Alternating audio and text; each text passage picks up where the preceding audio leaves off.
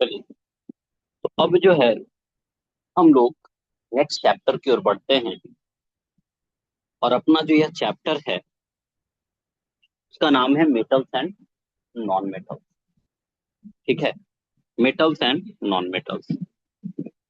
तो metals and non metals की जो पहचान है वह उसके प्रॉपर्टीज के बेस पे की जाती है, उसके गुणों के आधार पर किया जाता है।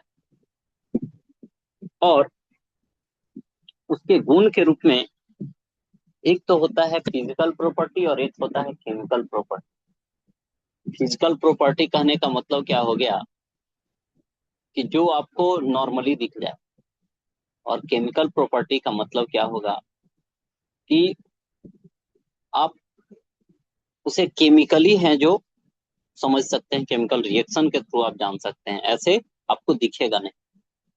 तो जो बाहरी अपीयरेंस हो वह भौतिक गुण हो जाता है, नॉर्मली आपको जो दिख जाएगा। और रासायनिक गुण जो होता है वो आपको रिएक्शन के बाद ही पता चले। ठीक है, इस बात का आपको ध्यान रखना है। अब देखिए, इसके गुणों के आधार पे हम बात करें तो सबसे पहले हम धातु और अधातु में धातु के बारे में जानेंगे। इसके बारे में, धातु के बारे में हम जानेंगे। तो देखिए, जो धातु है यह समानता, जो धातु है यह, इसके भौतिक गुण के बारे में हम चर्चा कर रहे हैं। और धातु की बात करें तो यह जनरली ठोस अवस्था में होता है। कौन से कंडीशन में? सॉलिड स्टेट में यह आपको देखने को मिलेंगे। लेकिन होना इसे सबको चाहिए क्या कि सबका सब ठोस ही। लेकिन मरकरी अर्थात पारा, मरकरी यानी पारा, पारा जो है वह क्या है कि कमरे के ताप पर, कौन? पारा। सारा। कमरे के ताप पर यह द्रव अवस्था में पाया जाता है। ठीक है, यह इसका क्या है? एक्सेप्शन।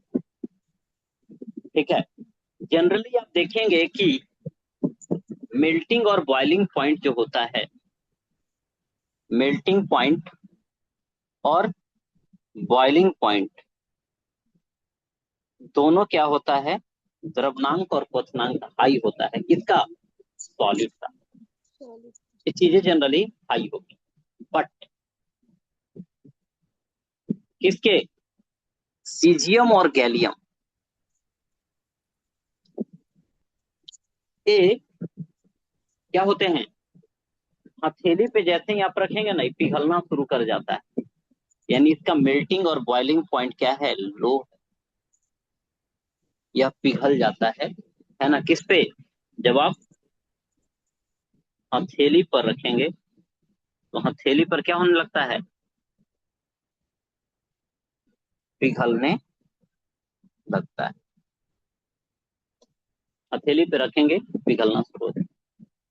तो यह बात आपको ध्यान रखना है कि पहला कि यह जनरली सॉलिड होता है, लेकिन इसके अपवाद के रूप में मरकरी या इसी को हम पारा कहते हैं, यह क्या है? लिक्विड स्टेट में पाया जाता है, यानी आपका यह तरल अवस्था में पाया जाता है।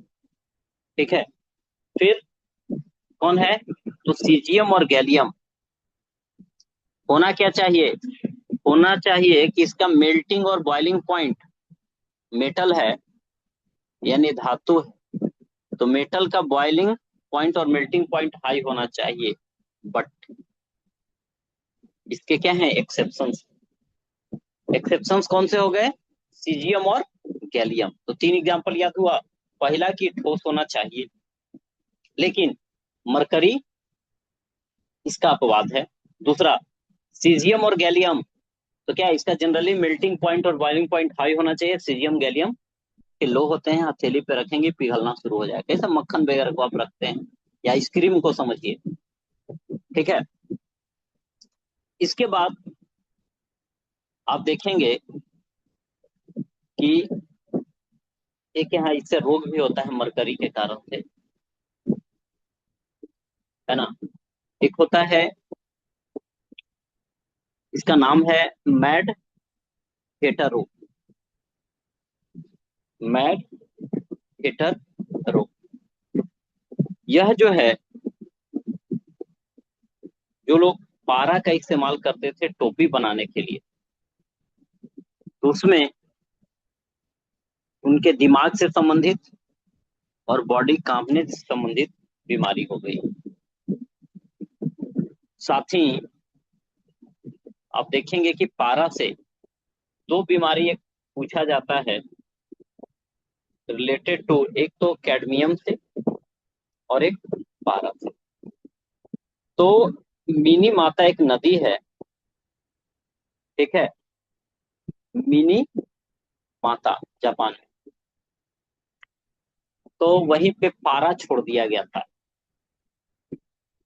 रोग हो गया। लोग उस नदी में, नदी का पानी सेवन करने से, स्नान करने से, या उसके विभिन्न प्रकार के प्रभावों के कारण से, तो याद रखिएगा कि पारा के कारण से, है ना, क्या होता है, मिनी माता रोग होता है। कैडमियम से होता है इटाई इटाई, तो मिनी माता रोग पारा के कारण से, और मैड हेटर रोग भी इसी के कारण से, ठीक है। चलिए, तो यह पहली पॉइंट क्लियर है कि ठोस अवस्था में पाया जाता है। Melting point, boiling point generally high होता है, लेकिन पारा इसका अपवाद है, यह लिक्विड स्टेट में पाया जाता है, ठीक है। जबकि सीजियम और गैलियम, इसका मेल्टिंग पॉइंट क्या होता है, लो होता है। नेक्स्ट की बात करें तो इसमें एक क्या होता है, मेटालिक लस्टर होता है, धात्विक चमक होता है इसमें, मेटल में। लेकिन आप देखेंगे मेटल में जनरली क्या होता है, आपका एक लस्टर होता है, ठीक है, मेटालिक लस्टर होता है। लेकिन इसके अपवाद के रूप में भी आप बात करेंगे तो एक देखिए आयोडीन को, आयोडीन जो है नॉन मेटल है, फिर भी चमकता है, ठीक है, यह फिर भी क्या होता है, चमकता है। साथ ही आप देखिए कि इसका द्रवनांक और क्वथनांक, यानी गलनांक और क्वथनांक, यानी मेल्टिंग पॉइंट और कौन पॉइंट, बॉइलिंग पॉइंट, दोनों क्या होता है, हाई होता है, ठीक है। लेकिन इसके एक्सेप्शंस के रूप में हम लोगों ने क्या पढ़ा, सीजियम और गैलियम। सीजियम और गैलियम, यह थोड़ा टेम्परेचर दीजिए और ये हथेली पर ही क्या होता पिघलने लगता है ना, पिघलने लगता है। लेकिन देखिए कि हाई मेल्टिंग पॉइंट वाला एग्जांपल टंगस्टन है, तो टंगस्टन लगभग 3500 डिग्री सेल्सियस होता है इसका गलनांक, ठीक है। और इसका गलनांक ज्यादा होने के कारण से इसका इस्तेमाल विद्युत बल्ब के किसमें, फिलामेंट में किया जाता है। याद रखिएगा कि मेटल में सबसे ज्यादा मेल्टिंग पॉइंट जो है, सबसे ज्यादा गलनांक किसका होता है, हाई, टंगस्टन का होता है। जबकि पारा का तो देख ही रहे हैं कि ऑलरेडी यह लिक्विड स्टेट में है, यह सबसे कम वाला है, ठीक है, सबसे कम वाला में। और ओवरऑल दोनों में कम की बात करें, मेटल नॉन मेटल सब में, तो हीलियम क्या होगा, सबसे हीलियम। कम गलनांक और क्वथनांक रखने वाला। हीलियम। ओवरऑल एलिमेंट में ही बात करें हीलियम की, ठीक है। बाकी धात्विक चमक की बात करें, जैसे देखा होगा आपने, चांदी चमकदार, सोना चमकदार, तभी तो आभूषण के रूप में होता है इस्तेमाल। लोहा को देखेंगे कि ऊपर का सतह रगड़ दीजिए तो यह भी क्या होता है, चमकता ही है। तांबा भी क्या है, चमकदार ही। लेकिन जब जंग वगैरह लगता है तो चमक उसकी फीकी पड़ जाती है ना, चमक फीकी पड़ जाती। इसके बाद हम बात करें आघात वर्ध्यता की, ठीक है, यानी मेलिएबिलिटी की। यह क्या होता है कि आघात वर्ध्यता मतलब चौड़ा चादर बनाया जा सकता है पीट पीट कर करके, जिसमें देखिए सोना है, चांदी, ये क्या है, सबसे अधिक आघात वर्ध धातु, सबसे अधिक आघात वर्ध धातु के रूप में बात करें तो कौन है, सोना चांदी, ठीक है। इसको पीट पीट कर करके पतली क्या बनाई जा सकती है, चादर बनाई जा सकती अरे है ना, पतली इसकी क्या बनाई जा सकती है, चादर बनाई जा सकती है। इसकी धातुओं की। धातु और सबसे ज्यादा जो फैलता है वह कौन, सबसे ज्यादा जो फैलता है वह कौन है, गोल्ड, सोना यानी सोना। सबसे ज्यादा जो आघात वर्ध है वह कौन है, चांदी सोना। और सोना के बाद नंबर आता है किसका, चांदी का। चांदी का सबसे ज्यादा सोना, उसके बाद है जो आपका चांदी है, ठीक है। और मिठाई वगैरह पे देखेंगे कि क्या होता है, चांदी की पतली परत आपको देखने को मिलता है, ठीक है। तो याद रखिएगा कि सबसे ज्यादा आघात वर्ध्यता आपका सोना को देखने को मिलेगा, दूसरे नंबर पे आपका चांदी देखने को मिलेगा, ठीक है। आघात वर्ध्यता मतलब मेलिएबिलिटी, यानी उसको पीट पीट करके लंबी चादर बनाई जा सकती है, ठीक है। इसके बाद आप देखेंगे, अभी तो मरकरी है, तो मरकरी का चादर तो बनेगा नहीं, लिक्विड स्टेट में पाया जाता है। फिर सोडियम देखिए, जनरली मेटल क्या होते हैं, मेटल जनरली कठोर होते हैं, यानी धातु जनरली कठोर होता है, बट ये क्या है, आपका ये तो तरल अवस्था में। सोडियम जो है, पोटेशियम जो है, लिथियम, ये सब क्या है, नरम है, सॉफ्ट है, और इसलिए इन्हें किससे, चाकू से काटा जा कहा जा सकता है, सकता है। ठीक है। जिंक को देखिए भंगूर है, भंगूर मतलब होता है कि पीटने पर चूर चूर हो जाए, उसी को हम क्या कहते हैं, भंगूर। पीटने पर जो चूर चूर हो जाए उसे भंगूर कहते हैं। इसके बाद अगला है तन्यता, ठीक है। तो तन्यता जो है, खींच करके लंबी तार जिसे बनाया जा सके, ठीक है, लंबे आकार में जिसको बदला जा सके, उसी को हम तन्यता कहते हैं। और सबसे अधिक जिसे खींचा जा सकता है वह पदार्थ कौन सा है, तो वह है आपका सोना। सबसे अधिक तन्य धातु कौन है, सोना। सबसे ज्यादा आघात वर्ध धातु कौन है, आपका सोना। सोना दोनों का दोनों आपका कौन है, सोना है, ठीक है। इसी कारण से कहा जाता है कि 1 ग्राम सोने से लगभग 2 किलोमीटर लंबा तार खींचा जा सकता है, ठीक है, खींचा जा सकता है। लेकिन क्या सोडियम के साथ खींचा जाएगा, नहीं, टूट जाएगा मुलायम में खींचोगे। पोटेशियम नहीं, जिंक भंगूर होता है, नहीं होगा। और पारा जो है, इससे भी नहीं, क्योंकि पारा क्या होता है, लिक्विड स्टेट में पाया जाता है।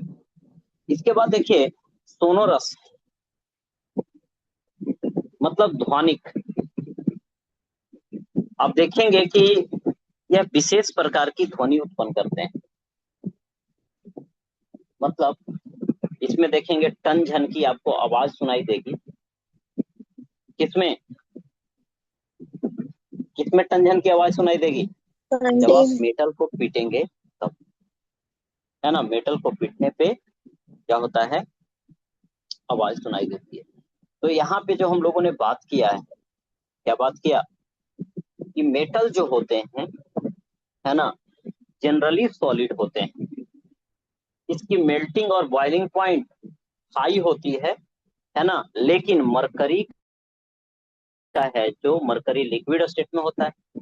सीजियम गैलियम का मेल्टिंग पॉइंट क्या देखने को मिलेगा आपको? लो देखने को मिलेगा। ठीक है। इसके बाद मैड हैटर डिजीज पारा के कारण से, एक और बताया मिनी माता पारा के कारण से होता है। इसके बाद इसमें देखेंगे मेटालिक क्लस्टर होता है, यानी चमक होता है। ठीक है, चमक होता है, लेकिन आयोडीन में भी आपको चमक देखने को मिलेगा। यह हार्ड होते हैं, लेकिन देखेंगे लिथियम, सोडियम, पोटेशियम, ये सब क्या है, सॉफ्ट आपको देखने को मिलेगा। Melting point, boiling point high होता है, लेकिन सीजियम गैलियम इसके एक्सेप्शन हो गया। सबसे ज्यादा हाई किसका होता है बताओ? टंगस्टन का, टंगस्टन। है ना। इसी के कारण से इसका इस्तेमाल कहाँ किया जाता है? इलेक्ट्रिक बल्ब के फिलामेंट में किया जाता है।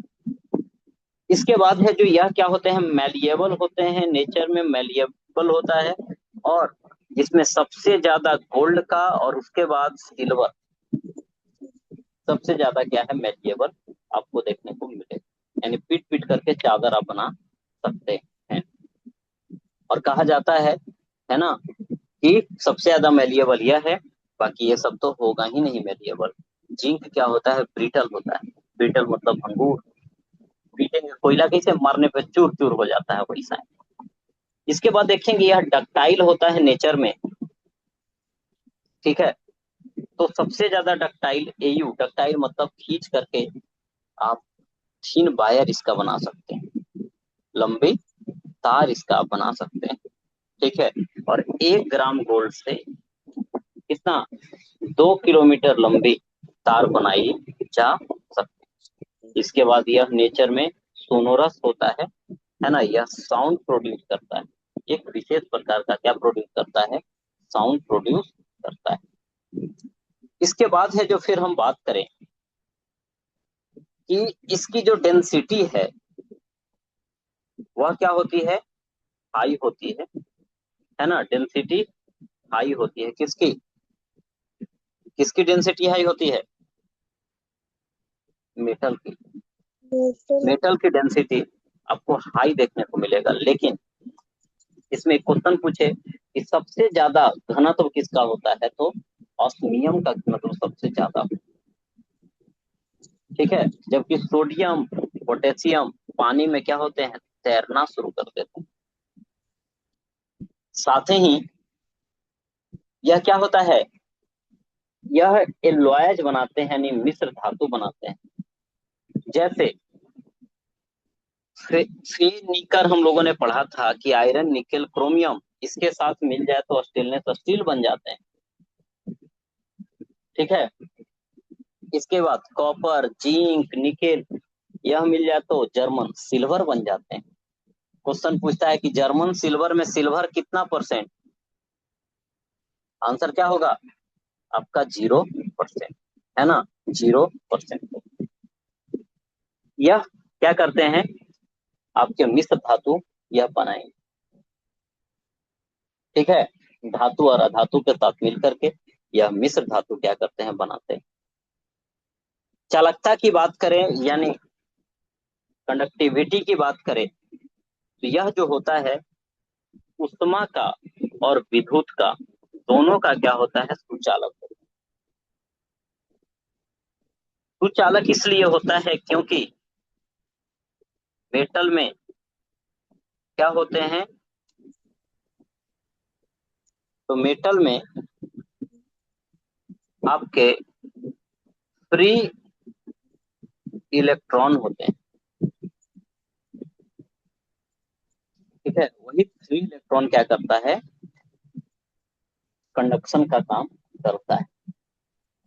लेकिन यह क्वेश्चन भी पूछा जा चुका है, लेड और पारा, कौन, लेड और पारा। लेड और पारा दोनों है तो मेटल, बट दोनों है तो मेटल, बट दिक्कत इसमें क्या है, दिक्कत क्या है, यह जो है इसके एक्सेप्शंस के रूप में है, और और ये क्या होते हैं, कुछ अलग होते हैं इस पे बाकी के तुलना में। तो आपसे पूछा जाए कि सबसे अच्छा कंडक्शन कौन करता है ना, तो यह याद रखेंगे कि सबसे अच्छा जो इसका एग्जाम्पल है वह कौन है, चांदी यानी सिल्वर, और इसके बाद तांबा, तांबा। है ना। उसके बाद कौन है आपका, तांबा। तांबा इसका सबसे, चांदी और तांबा सबसे अच्छा एग्जाम्पल है ना। जबकि लेड और मरकरी ये क्या होते हैं, बैड कंडक्टर ये चालक इन होता है। के कंपैरिजन। इसके बाद हम लोग जब पीरियोडिक टेबल पढ़ रहे थे तो याद कीजिए कि पढ़े थे, यह धनायन बनाने की क्या करता है, प्रवृत्ति रखता है, यानी इलेक्ट्रॉन को क्या करता है, त्याग, और धनायन बनाता है। साथ ही ऑक्सीजन के साथ रिएक्शन करके ये क्या बनाता है, धातु धातु का ऑक्साइड। ऑक्साइड। और यह याद रखिएगा कि धातु के ऑक्साइड अम्लीय होते हैं कि क्षारीय, एसिडिक होते क्षारीय। हैं या बेसिक होते हैं, बेसिक। है ना। यह नेचर में आपको बेसिक, है ना, होते हैं। ठीक है, इनकी नेचर क्या होती है, बेसिक। तो यह भी बात आपको ध्यान रखना, याद रहेगा, इनकी नेचर क्या होती है, बेसिक होती बेसिक। है। ठीक है, यानी धातु के ऑक्साइड अम्लीय होते हैं कि क्षारीय होते हैं। क्षारीय।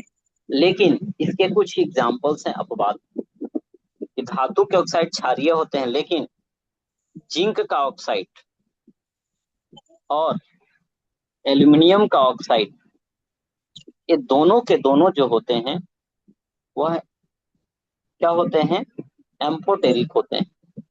यानी एम्फोटेरिक कहने का मतलब क्या होता है, कि अम्लीय भी होते हैं और क्षारीय। क्षारीय भी होते हैं, दोनों तरह के गुण को बताते हैं। तो यह इसके अपवाद हैं, इस बात का ध्यान रखना है, जिंक ऑक्साइड और एल्युमिनियम ऑक्साइड। घनत्व इसका हाई होता है, इसके एग्जाम्पल के रूप में बात करें तो ऑस्मियम सबसे ज्यादा डेंस है ना। ज्यादा डेंस रहेगा तो डूब जाएगा, लेकिन कम घनत्व रहेगा तो पानी में तैरेगा। तो सोडियम का, पोटेशियम का, ये सब पानी में तैर जाते हैं, अतः इनका डेंसिटी क्या होता है, कम होता है। इनका डेंसिटी क्या होता है, कम कम। आपको देखने को मिलेगा। इनका इनका सोडियम और पोटेशियम का। पोटेशियम का, सोडियम और पोटेशियम का डेंसिटी क्या होगा, कम देखने को मिलेगा। इसके बाद अभी हम लोगों ने बात किया कि यह जनरली कठोर होता है, लेकिन सोडियम पोटेशियम इन्हें हम क्या कर सकते हैं, चाकू से इजिली काट सकते हैं, और चाकू से इजिली काट सकते हैं। ठीक है, इसका मतलब है कि यह क्या होता है, मुलायम होता है। तीनों याद रखना है, लिनार, लिथियम, सोडियम और क्या, पोटेशियम। पोटेशियम। लिथियम, सोडियम और पोटेशियम, ये तीनों के तीनों जो होंगे वह क्या होंगे, मुलायम। तीनों के तीनों यह मुलायम होंगे।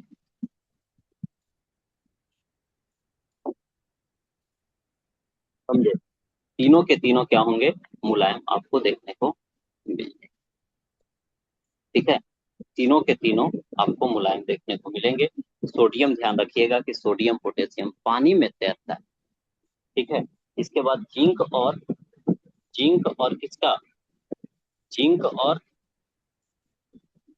जिंक और कौन, एक चीज हमने बताया था, जिंक क्या होता है, भंगुर, याद है। अंगूर।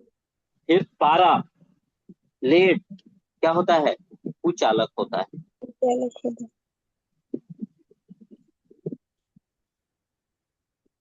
बोलो, याद हो गया इतना? याद हुआ या नहीं? चलिए थोड़ा सा चीजों को रिवाइज करते हैं, है ना? चीजों को थोड़ा सा क्या करते हैं, रिवाइज हम करते हैं। ठीक है, चलिए हम लोगों ने जो पढ़ा है, सबसे पहले हम पढ़ रहे हैं मेटल के बारे में। मेटल जो होता है वह मेटल जो होता है वह जनरली क्या होता है, ठोस होता है, सॉलिड होता है। इसका बाद क्या है, पारा और मरकरी। पारा या इसी को कहते हैं मरकरी। मरकरी जो है कमरे के ताप पर द्रव अवस्था में पाया जाता है, और इसके कारण से एक रोग होता है जिसका नाम कौन सा रोग है, मिनीमा का रोग। ठीक है, इसके बाद है जो, इसमें एक विशेष प्रकार की लस्टर होती है, चमक होती है, जिसे धात्विक चमक कहते हैं, है ना, चमक कहते हैं। लेकिन यही रिएक्शन कर लेगा किसी चीज से तो क्या होगा, रिएक्शन कर लेगा तो क्या होगा बताओ, या फिर उसपे कलर उसका फेड हो जाता है। इसके बाद है जो गलनांक और क्वथनांक की बात करें तो इसका मेल्टिंग और बॉइलिंग पॉइंट क्या होता है, आपको हाई देखने को मिलेगा, लेकिन इसका अपवाद है सीजियम और गैलियम। ठीक है, जबकि सबसे ज्यादा में आपका टंगस्टन है, इसलिए इसका इस्तेमाल फिलामेंट में किया जाता है। अघात बाध्यता की बात करें, चादर बनाने वाली प्रवृत्ति है, सोना और चांदी सबसे अच्छा इसका एग्जाम्पल देखने को मिलेगा। तन्यता मतलब खींच करके तार बनाने की प्रवृत्ति है, और सोना सबसे ज्यादा आपको तन्य देखने को मिलेगा। ध्वनिक की बात करें, सोनरस विशेष प्रकार की ध्वनि उत्पन्न करेगा, और इसके एग्जाम्पल के रूप में, सोनरस वाले एग्जाम्पल के रूप में कौन, कोई भी मेटल को आप ले लीजिए, टंझन का आवाज करता हुआ नजर आएगा, है ना। इसकी डेंसिटी हाई होती है ना, इसकी डेंसिटी क्या होती है, हाई होती है, यानी ऑस्मियम, ऑस्मियम सबसे डेंस्ड है। जबकि आपको किस में देखने को मिलेगा, किसमें, सोडियम और पोटेशियम कम डेंस। यह क्या है, धनायन बनाने की प्रवृत्ति रखता है, इलेक्ट्रॉन को क्या करेगा, त्याग। और याद कीजिए, जब हम ऊपर से नीचे आते हैं पीरियोडिक टेबल में, तो मेटालिक प्रॉपर्टी यानी धातुई गुण है जो बढ़ जाता है। चालकता की बात करें, विद्युत का सुचालक होता है, उष्मा का भी सुचालक होता है। सबसे अच्छा चालक चांदी और कौन है, तांबा, है ना, चांदी और तांबा है। यह मिश्र धातु बनाएगा, किसके साथ मिल करके, धातु धातु के साथ, या धातु अधातु के साथ मिल कर करके क्या करता है, मिश्र धातु बनाता है। जैसे कई सारे एग्जाम्पल को हम लोग जानते भी हैं। चालकता की बात हम लोगों ने कर लिया, धनायन घनत्व की बात कर लिया, कठोर होता है, लेकिन सोडियम पोटेशियम लिथियम ये सब क्या कठोर नहीं होते हैं, नरम होते हैं। ठीक है, यह बात आपको क्लियर हो चुकी है। चलिए अब आते हैं हम अधातु पे। ठीक है, अधातु यानी हम नॉन मेटल पे आते हैं। ठीक है, किस पे आते हैं हम, नॉन मेटल पे। नॉन मेटल की बात करें तो देखो, ऊपर में हम लोगों ने मेटल का भी भौतिक गुण पढ़ा है, फिजिकल प्रॉपर्टी, वैसा ही अधातु का, तो उसमें जो पढ़े वही बात इसमें भी देखना है, कि उसमें देखा था कि जितने भी धातु होंगे सभी के सभी ठोस होंगे, और यह भी क्या, यह ठोस और गैस तीन को तो अवस्था ही है, ठोस द्रव गैस, तो यह भी क्या होता है, ठोस। लेकिन वह पूरा का पूरा ठोस था, यह ठोस और गैस दोनों है, लेकिन इसका भी अब बाद है, उसका बाद था पारा। यानी कौन ऐसा धातु है जो कमरे के ताप पर द्रव अवस्था में पाया जाता है, पारा। और कौन ऐसा अधातु है जो कमरे के ताप पर द्रव अवस्था में पाया जाता है, यह कौन है, आपका ब्रोमीन, ब्रोमीन। है ना, ब्रोमीन है, यह ध्यान रखना है क्या। फिर हम लोगों ने बात किया उधर कि उसमें एक विशेष प्रकार की लस्टर होती है, चमक होती है, इसमें जनरली नहीं होते हैं, लेकिन इसके अपवाद के रूप में कौन है, आयोडीन है, हीरा है, ग्रेफाइट है, सब आपको चमकता हुआ नजर आए। ग्रेफाइट, इसमें ये ग्रेफाइट क्या है, विद्युत का सुचालक देखने को मिलेगा, यानी गुड कंडक्टर है। किसका, इलेक्ट्रिसिटी का। कारण क्या है, इसमें आपको फ्री इलेक्ट्रॉन। इलेक्ट्रॉन देखने को मिलते हैं। ठीक है, साथ ही ग्रेफाइट जो है एक स्नेहक के रूप में काम करता है, जैसे नहीं ग्रीज वगैरह बनाया जाता है, पेंसिल को आपने देखा तो पेंसिल का आगे वाला जो नोक है वो ग्रेफाइट का ही होता है। साथ ही इसका इस्तेमाल मॉडरेटर के रूप में किया जाता है, रिएक्टर। यह भंगुर होते हैं, जैसा कि हम लोगों ने उधर जिंक को देखा, पीटने पर क्या हो जाएगा, चूर चूर हो चूर जाता चूर। है ना। तो यह जो है नरम अवस्था में पाया जाता है, कठोर नहीं होता है। लेकिन इसी का बात है, हीरा कार्बन का अपरूप है, अधातु है, और यह भंगुर होता है, ब्रिटल होता है। गलनांक और क्वथनांक क्या होगा, कम होता है। लेकिन हीरा, ग्रेफाइट, सिलिकॉन, सिलिकॉन तो ऐसे क्या है, मेटलाइड है, ठीक है। कार्बन, बोरॉन, तो बोरॉन भी क्या है आपका, मेटलाइड। तो हीरा है, ग्रेफाइट ये सब क्या है, हाई मेल्टिंग पॉइंट इसके होते हैं, है ना। हाई मेल्टिंग पॉइंट होते हैं, गलता जल्दी नहीं, लेकिन बाकी सब गल जाएगा। ये आघात वर्ग नहीं होता है, मतलब इसको पीट पीट करके आप चादर नहीं बना सकते, ठीक है। इसको पीट पीट कर करके आप चादर नहीं बना सकते हैं। किसको, नॉन मेटल को। इसको खींच करके लंबी तार आप नहीं बना सकते हैं, है ना। यह टन झन जैसी आवाज आपको नहीं देखने को मिलेगा। इसका घनत्व कम होता है, लेकिन हीरा का घनत्व ज्यादा होता है।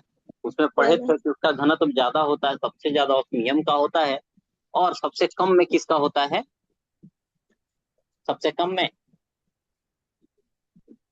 बोलिए, सोडियम और पोटेशियम का, जो पानी में क्या होता है, तैरता है। तो क्लियर रहता है। है ना। यानी यह सॉलिड और गैस के रूप में होंगे, लेकिन ब्रोमीन जो होगा लिक्विड के रूप में होगा।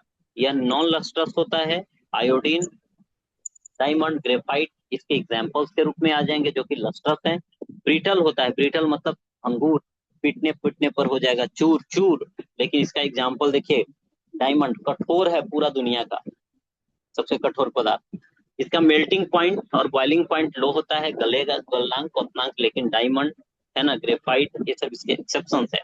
यह चादर नहीं बन सकता है, इसका मेलिएबल नहीं होता है ना। डक्टाइल, तार नहीं बन सकता है। नॉन डक्टिलिटी, विशेष आवाज नहीं करेगा। डेंसिटी लो, यानी तैरेगा ही पानी पे जनरली, ऐसे समझ सकते हैं, ठीक है। लेकिन इसका डायमंड, इसका क्या है, इसका बेस्ट एग्जाम्पल है हाई डेंसिटी का, ठीक है। तो आई होप कि अधातु वाली बात यहाँ क्लियर होगा। इसके बाद आप देखेंगे कि अकेले क्या होगा, मिश्र धातु यह नहीं बना पाएगा, मेटल के साथ मिल करके बना सकता है। और एक चीज याद रखिएगा कि लोहा, ओरिजिनल लोहा, हमने आपको बताया था कि ओरिजिनल लोहा क्या होता है भाई, ओरिजिनल लोहा मुलायम होता है। और इसलिए इसमें क्या मिला दीजिए, कार्बन। कार्बन। कार्बन मिलाने पर वह क्या हो जाता है, और कठोर। और जंग से बचाना है तो क्या मिला दीजिए, क्रोमियम, क्रोमियम। है ना। क्या बचाता है, जंग से बचाता है। तो जैसे स्टेनलेस स्टील देखेंगे, श्रेणी पर। फेनिकर, आयरन, निकल, क्रोमियम और कार्बन है। तो आयरन ओरिजिनल क्या होगा, मुलायम, मुलायम। ठीक है। और उसमें क्या, ऐसे रखेंगे तो जंग लग जाएगा। तो क्रोमियम को मिला करके जंगरोधी बनाया जाता है, कार्बन को मिला करके कठोर बनाया जाता है, ठीक है। इससे उसकी लाइफ क्या हो जाती है, बढ़ जाती है ना, थोड़ा मजबूत हो जाता है। तब जाकर के, जैसे रेलवे की पटरी वगैरह देखते हैं, तो क्या होगा, वो स्टील है। हम लोग के यहाँ जो घर में सरिया जो लगता है, जिसको छड़ बोलते हैं ना, पिलर डालने के लिए लगता है, वो क्या है, स्टील है। हम लोग ऐसे लोहा बोलते हैं क्योंकि लोहा सबसे ज्यादा है उसमें, लेकिन ये सब चीजें मिली होती है। इसके बाद उष्मा और विद्युत का क्या होगा, कुचालक। लेकिन ग्रेफाइट क्या होता है, सुचालक। और इसका सुचालक होने का कारण बताओ, सुचालक होने का कारण क्या है, कौन सा इलेक्ट्रॉन, फ्री इलेक्ट्रॉन। है ना, फ्री इलेक्ट्रॉन सुचालक होने का इसका प्रमुख कारण, है ना। इसमें पढ़े कि मेटल जो होता है धनायन बनाता है, लेकिन यह नॉन मेटल क्या बनाता है, ऋण आयन बनाता है। मेटल ऑक्सीजन के साथ रिएक्शन करके मेटल का ऑक्साइड यानी धातु का ऑक्साइड बनाता है, जो कि क्षारीय होता है। लेकिन यह अधातु का ऑक्साइड बनाएगा, और यह क्या होता है, अम्लीय होता है ना। यह क्या होता है, अम्लीय होता है, ठीक है। तो यह ध्यान आपको रखना है कि यह बैड कंडक्टर होता है हीट और इलेक्ट्रिसिटी का।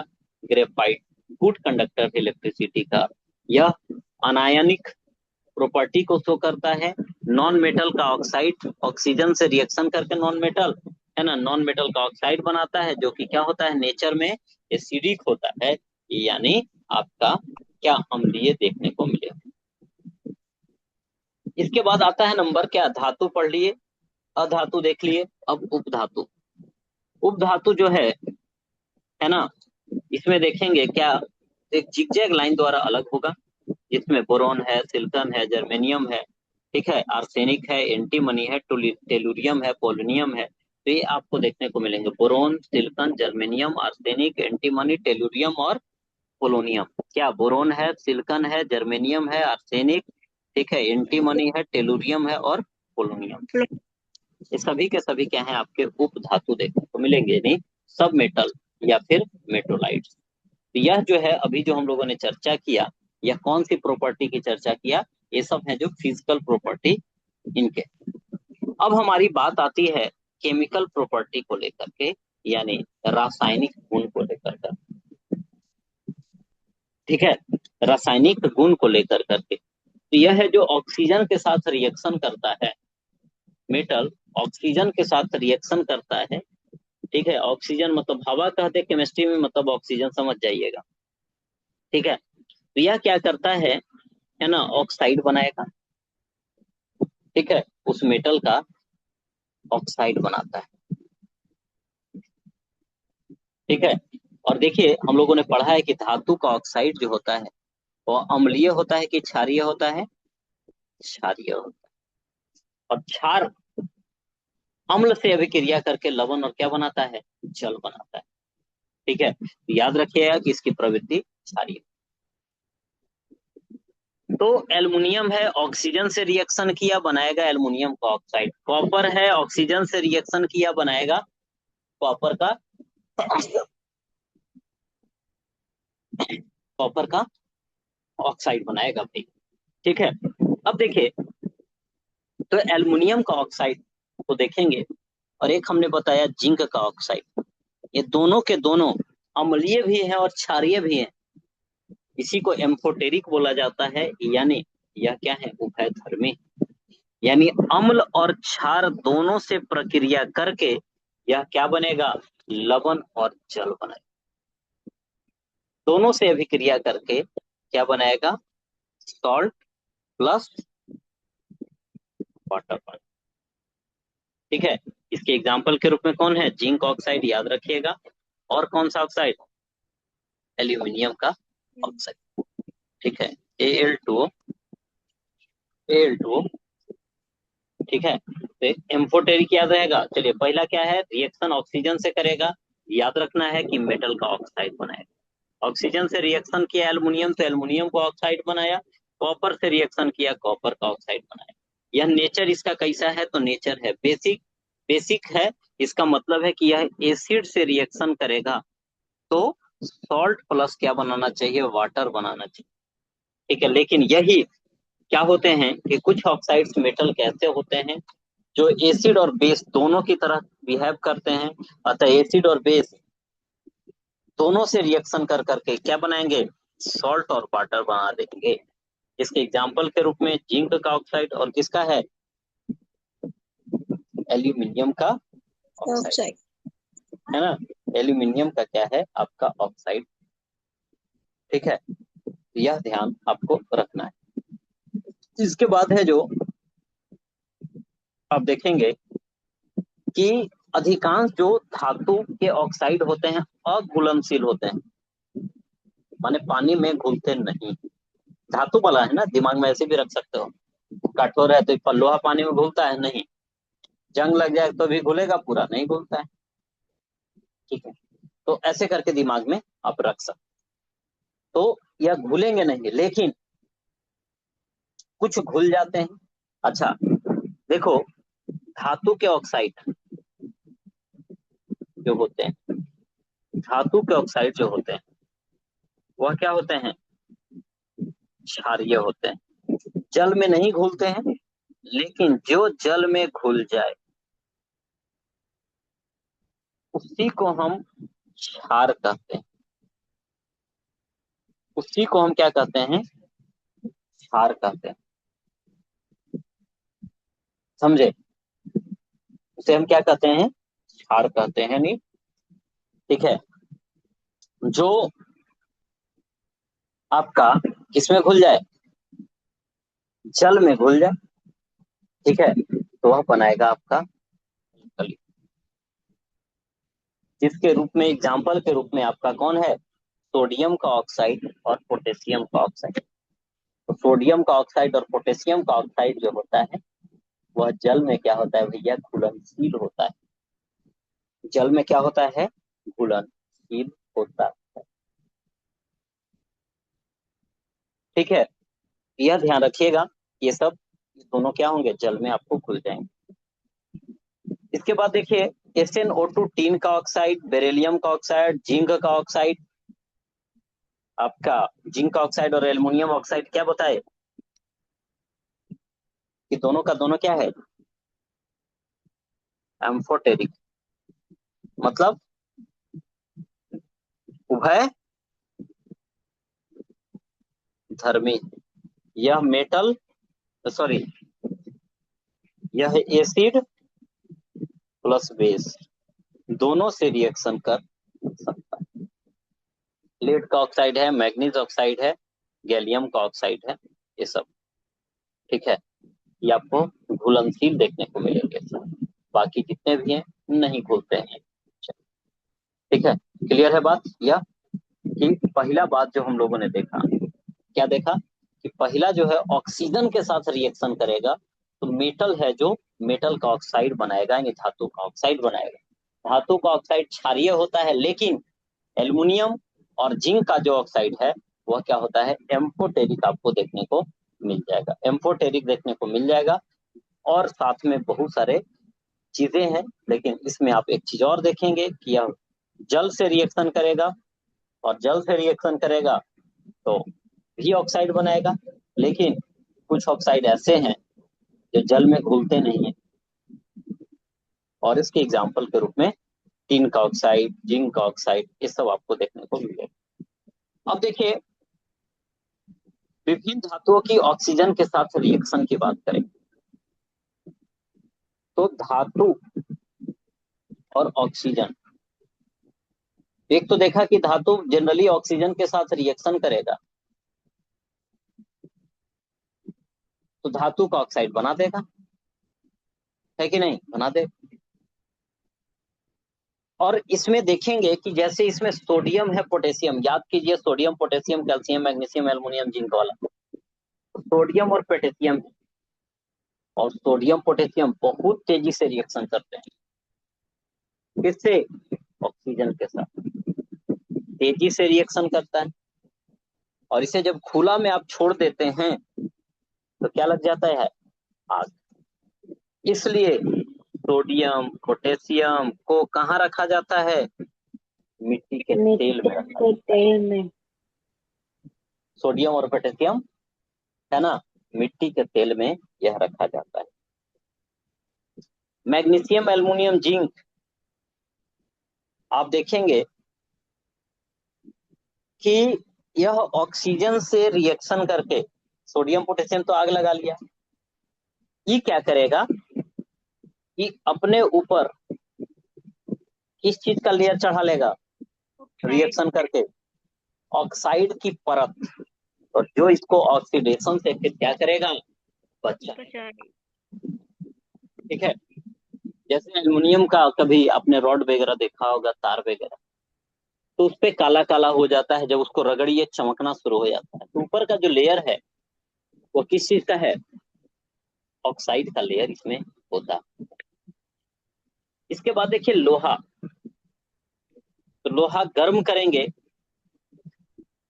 है ना, नहीं जलता है ऐसे, बट लोहा का चूर्ण को छिड़का जाए ना, तो लोहा का चूर्ण है जो तेजी से जलना शुरू होता है, और लोहा का क्या बनाता है? वो ऑक्साइड बनाता है। तांबा नहीं जलता है, लेकिन आप देखेंगे कि जब इसे गर्म करेंगे तो कॉपर के ऑक्साइड की कैसी कलर की परत चढ़ जाती है? काली रंग की। परत चढ़ जाती है। ठीक है, काली परत समय के साथ जो फीका है पड़ता है चीजें, उसके लिए यह रिस्पॉन्सिबल होती है। इसके बाद सोना और चांदी देखेंगे तो हाई टेम्परेचर पे भी ऑक्सीजन के साथ रिएक्शन ये नहीं करते, है ना।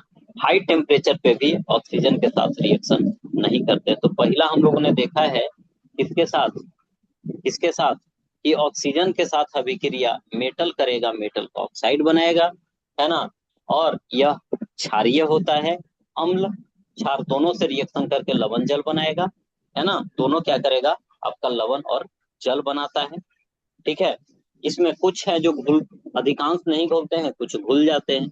फिर ऑक्सीजन के साथ रिएक्शन की बात करें तो ऑक्सीजन के साथ रिएक्शन को लेकर के हम बात करें तो ऑक्सीजन के साथ रिएक्शन करके उसका ऑक्साइड बनाएगा ही, लेकिन लेकिन इसमें ऑक्सीजन के साथ रिएक्शन मतलब वो जलने से संबंधित भी है। तो इसको सोडियम पोटेशियम को ऐसे ही बाहर हम रखेंगे तो ये जलना शुरू कर देता है। इसलिए इसको कहाँ रखा जाता है, मिट्टी के तेल में इसको रखा जाता है। मैग्नीशियम, एल्युमिनियम, जिंक और लेड जो है यह जले उलेगा नहीं, ये अपने ऊपर ऑक्सीजन का लेयर चढ़ा लेता है। लोहा नॉर्मली कुछ नहीं होगा, लेकिन यही जब आप क्या करते हैं, इसके चूर्ण को लीजिए,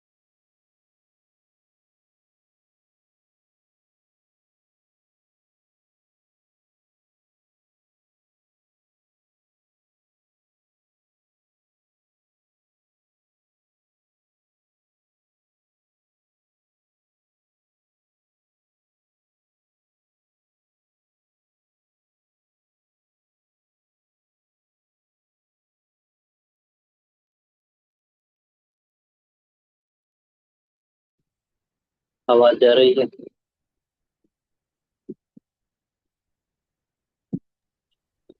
हाँ।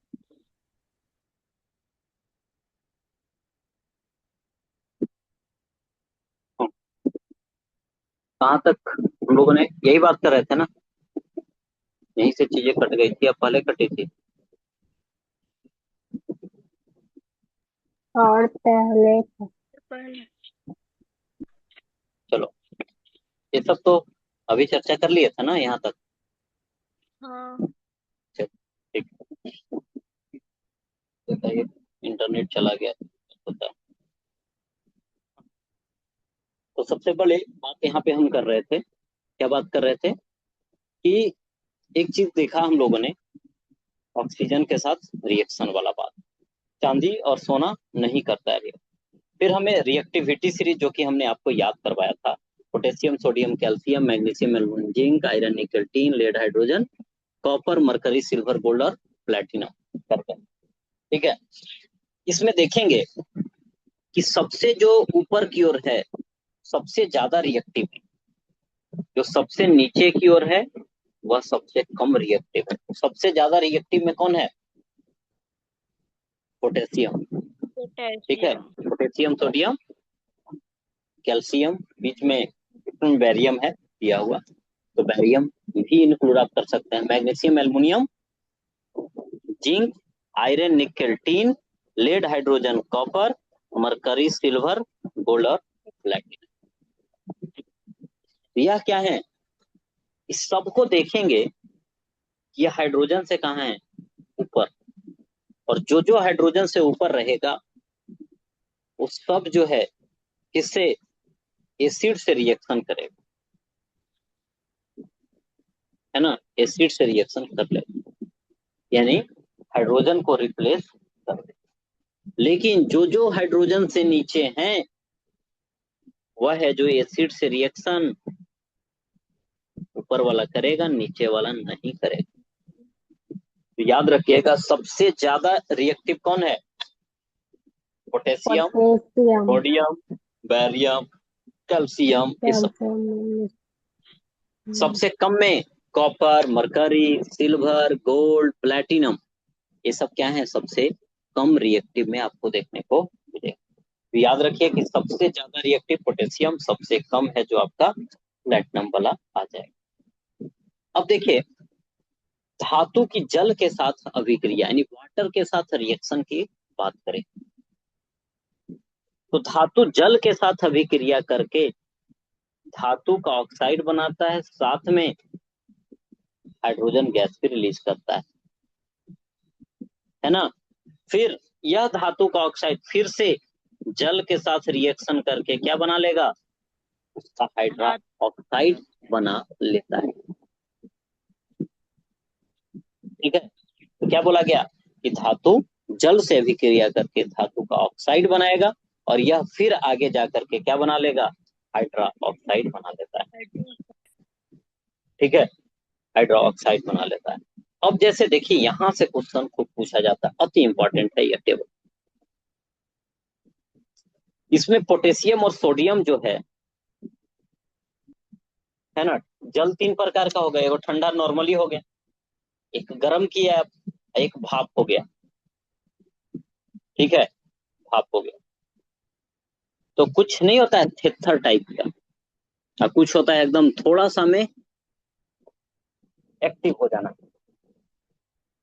तो सोडियम पोटेशियम सबसे हाई रिएक्टिव है, तो इसे क्या कर दो? कुछ दे दो, पानी का कोई फॉर्म, ठंडा हो, गर्म हो, भाप हो, सबसे रिएक्शन कर ले। यानी यह ठंडा जल से रिएक्शन करके भी आग है जो छोड़ देता। कैल्शियम, यह भी रिएक्शन करेगा बट स्लो करेगा, और जो ठंडा से रिएक्शन कर लेगा वो गर्म और भाप से तो और करेगा ही करेगा। ठीक है, मैग्नीशियम देखिए, aluminium, zinc, aluminium, iron, zinc को देखिए, फिर लेड, कॉपर, मरकरी, गोल्ड को देखिए, ये सब ठंडा जल से रिएक्शन नहीं करें। ठीक है, लेकिन मैग्नीशियम जो है गर्म जल से रिएक्शन करता है ना। और ये पता कैसे चलता है कि जब इसको गर्म जल में डाला जाता है मैग्नीशियम तैरने लगता है। कारण है कि हाइड्रोजन गैस के बुलबुले उसके ऊपर चिपक जाते हैं, तो रिएक्शन करने के बाद ही तो हाइड्रोजन गैस निकलेगा, और भाप से रिएक्शन तो करेगा ही। यानी जो ठंडा जल से गर्म कर रिएक्शन कर लिया वो गर्म भाप से करेगा ही। जो ठंडा जल से नहीं किया लेकिन गर्म जल से करेगा तो भाप से करेगा ही। एल्युमिनियम, आयरन और जिंक, यह क्या करता है, दोनों में से किसी से रिएक्शन नहीं करेगा, भाप से रिएक्शन करेगा। और ये देखिए, lead, hydrogen, copper, mercury, silver, gold, platinum की बात किया है, नहीं हाइड्रोजन के पास वाला ना तो ठंडा जल से रिएक्शन करेगा, ना गर्म से, ना ही भाप से, है ना। यह किसी से रिएक्शन नहीं करता है। अब देखिए आपको एक क्वेश्चन की ओर ले चलते हैं, है ना, जिसे बीपीएससी ने क्या पूछ रखा है। ठीक है,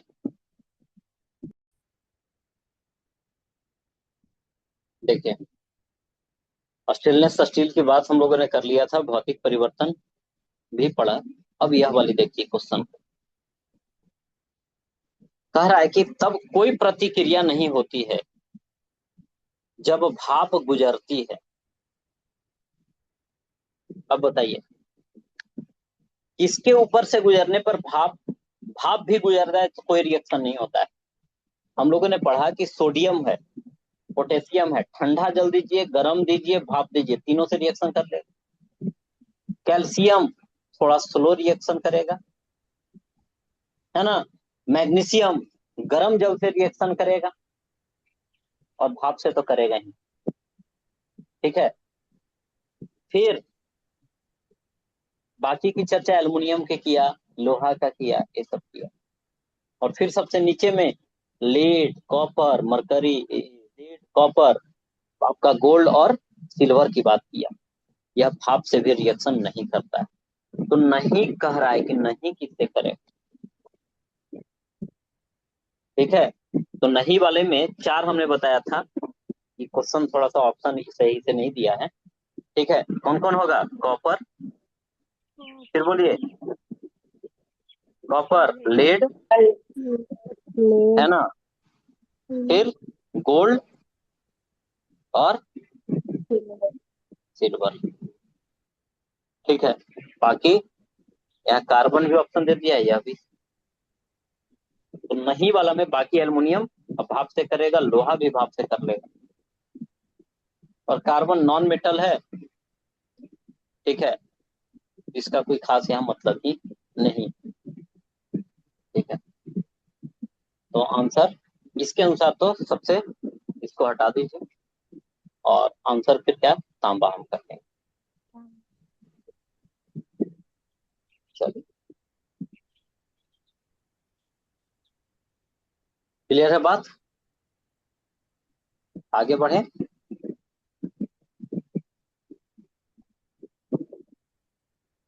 कहाँ पढ़ रहे हैं? तो क्वेश्चन जो पूछेगा हो सकता है कभी कभी ऑप्शन उठपटांग टाइप के आ जाए, लेकिन है तो बात यही वाला, समझ रहे हैं। तो कोई भी चीज हम बोल रहे हैं कि हाँ यहाँ से क्वेश्चन पूछा जाता है तो समझ रहे हो, बिना रीजन का हम बोलते नहीं। ठीक है, तो पोटेशियम, सोडियम ठंडा जल से करेगा, जो ठंडा से करेगा वो सबसे करेगा। कैल्शियम थोड़ा स्लो होगा लेकिन बाकी से भी करेगा। मैग्नीशियम ठंडा से नहीं करेगा, बाकी दोनों से करेगा। फिर अगला है एल्युमिनियम, आयरन, जिंक, ये दोनों से, ना ठंडा से ना गर्म से, खाली भाप से। और यह वाली है जो तीनों में से किसी से नहीं करेगा, और यही ऑप्शन था। ऑप्शन में तो यह भी था। ठीक है, लेकिन ये तो होगा नहीं। ठीक है, आंसर क्या होगा उसमें, कॉपर सबसे बेस्ट फिट बैठता है मेटल के हिसाब से। चलिए, यह बात क्लियर है। अब देखिए क्रियाशीलता श्रेणी हम लोगों ने पढ़ा, तो पोटेशियम और सोडियम बड़ा इजीली है जो पानी के साथ रिएक्शन कर जाएगा और क्या बनाएगा, उसका हाइड्रोक्साइड बनाएगा। ठीक है, सोडियम भी वही है, सोडियम का हाइड्रोक्साइड बनाएगा। कौन हाइड्रोजन गैस रिलीज करेगा, उष्मा देगा। कैल्शियम भी कर लेगा, कैल्शियम हाइड्रोक्साइड बनाएगा। एल्युमिनियम भी कर लेगा, एल्युमिनियम का ऑक्साइड बनाएगा, लेकिन ये भाप से करेगा ना। एल्युमिनियम आयरन सब क्या नॉर्मल पानी से नहीं, भाप से रिएक्शन करेगा। चलो अब देखो, धातु एसिड के साथ अम्ल के साथ अभिक्रिया करता है तो क्या होता है। तो जो सक्रियता श्रेणी देखे उसमें से हाइड्रोजन के ऊपर जो भी है सब रिएक्शन करेंगे और लवण यानी सॉल्ट और हाइड्रोजन गैस देगा, है ना। कौन सा, लवण और हाइड्रोजन गैस देगा। लेकिन HNO3 के साथ जब रिएक्शन करता है तो यह हाइड्रोजन गैस नहीं देता है। कारण क्या है, यह जो है स्ट्रॉन्ग क्या है, यह प्रबल ऑक्सीकारक ऑक्सीडाइजिंग एजेंट है। ये जो हाइड्रोजन आता है ना, इसको क्या कर देता है, ऑक्सीडाइज कर करके, और इसको किस में बदल देता है, किस में बदल देता है, वाटर में बदल देता है, जल में बदल देता है। समझे। इसके कारण से आप देखेंगे कि हाइड्रोजन गैस रिलीज ना होकर के पानी ही रिलीज हो जाता है। लेकिन इसके भी एक्सेप्शन है कि मैग्नीशियम और मैग्नीज के साथ रिएक्शन कर करके या हाइड्रोजन गैस ही देते हैं, है ना। मैग्नीशियम और मैग्नीज के साथ यह कौन गैस देंगे, हाइड्रोजन गैस ही देते हैं।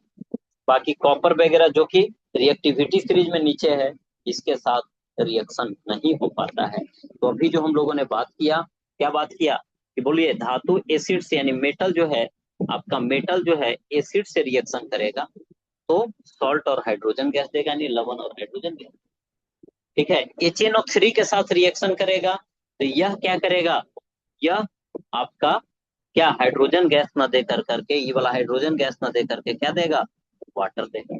कारण क्या है, ऑक्सीडाइजिंग एजेंट है, इसके साथ ऑक्सीजन को भी बढ़ा देगा, H2O बना देगा। लेकिन मैग्नीज और मैग्नीशियम ये दोनों जो है कहे कि ना भैया, हम ओरिजिनल प्रवृत्ति को चेंज नहीं करने देंगे। ठीक है, ओरिजिनल प्रवृत्ति को चेंज नहीं करने देंगे। एक टर्म है रॉयल वाटर यानी एक्वारेजिया, जिसमें ताजा रहेगा,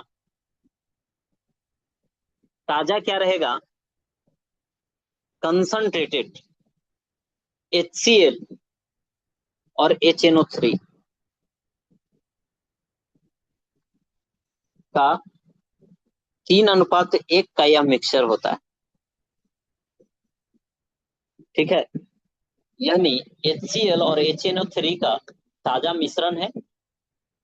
यदि मान लिया कि आप 400 ग्राम लिए तो 300 ग्राम HCl लेना पड़ेगा और 100 ग्राम HNO3 लेना पड़ेगा।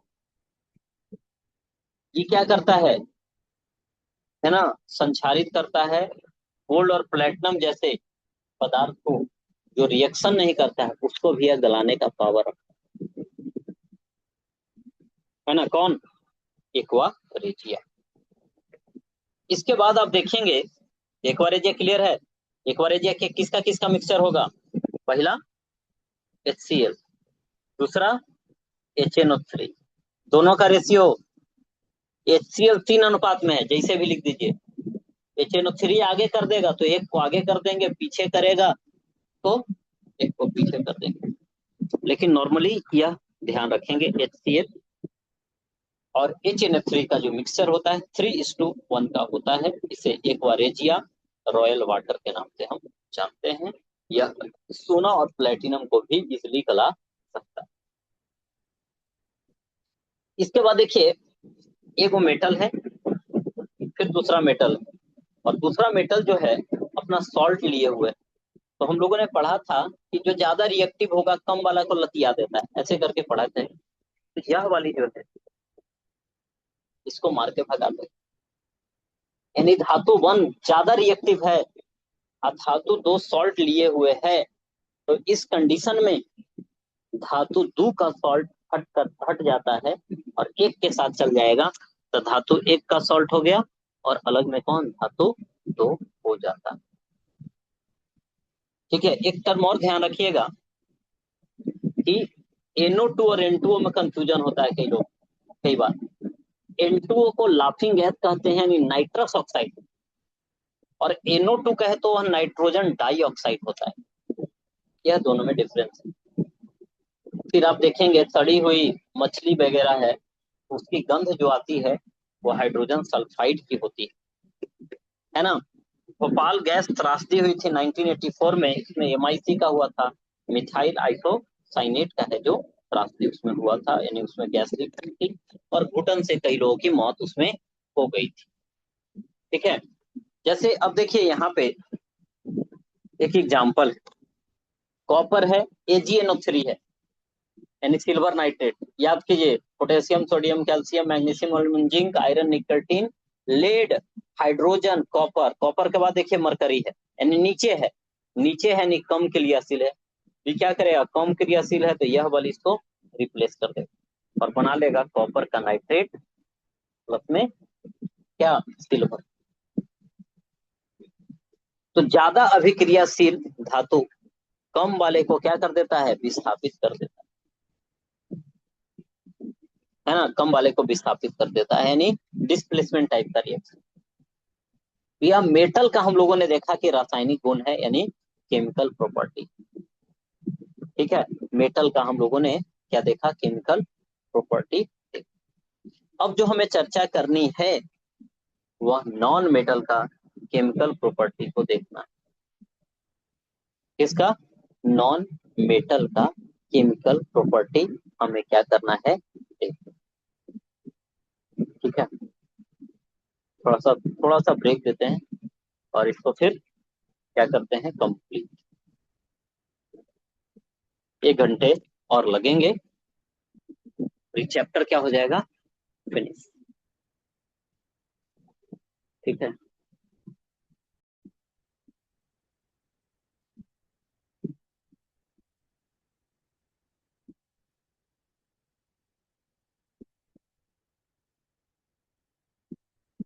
देखिए हम लोगों ने यहाँ तक तो देख लिया था,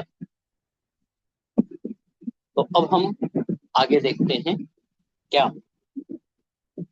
आयनिक यौगिक का गुण है ना, यह नॉन मेटल का प्रॉपर्टी। इसके पहले वाले यहाँ तक चीजों को कंप्लीट कर दिया। ठीक है, अधातुओं का रासायनिक गुण, किसका, अधातु का। तो अधातु का रासायनिक गुण की हम बात करें तो सबसे पहले बात की ऑक्सीजन के साथ रिएक्शन। जैसे अभी हम लोगों ने बात किया था उधर कि जल के साथ अभिक्रिया करता है, भाप के साथ करता है, गर्म जल के साथ करता है, अम्ल के साथ करता है। लेकिन आप इसमें देखेंगे, इसमें अधातु को लेकर करके आप देखेंगे तो जल, भाप, तनु, अम्ल, तनु मतलब होता है पतला, इसके साथ अभिक्रिया यानी रिएक्शन नहीं करती। ठीक है, और यह इलेक्ट्रॉन ग्राही के रूप में काम करती है, अम्लों के हाइड्रोजन आयन को स्वीकार करके उन्हें हाइड्रोजन गैस अपचयित नहीं कर सकती, यानी यह हाइड्रोजन गैस रिलीज करता हुआ आपको नजर नहीं आएगा। ठीक है, और जब यह गर्म होगा तो यह अम्ल के साथ, कौन अम्ल भी, सांद्र माने गाढ़ा वाला, कंसंट्रेटेड, तब जाकर के वह ऑक्साइड बनाता हुआ नजर आएगा। ठीक है, इसके एग्जाम्पल के तौर पे देखिए कि सल्फर है और सल्फर डाल दिए कहाँ, कंसंट्रेटेड H2SO4 में, है ना, कंसंट्रेटेड H2SO4 में। तो आप देखेंगे कि क्या है, सल्फर डाइऑक्साइड और आपका वाटर मिलता हुआ नजर आएगा। ठीक है। उसी तरीके से देखेंगे कि नाइट्रिक ऑक्साइड के साथ रिएक्शन जब करता है तो यह क्या बनाएगा, सल्फर, H2SO4, NO2 और H2O बनाता है। यानी सिंपल सी बात है कि नॉर्मली जल वगैरह से रिएक्शन नहीं करेगा, लेकिन ये कंसंट्रेटेड वाला से करेगा। ठीक है। और फिर वहां पे उसका ऑक्साइड भी बनाएगा और जल भी बनाएगा। ठीक है।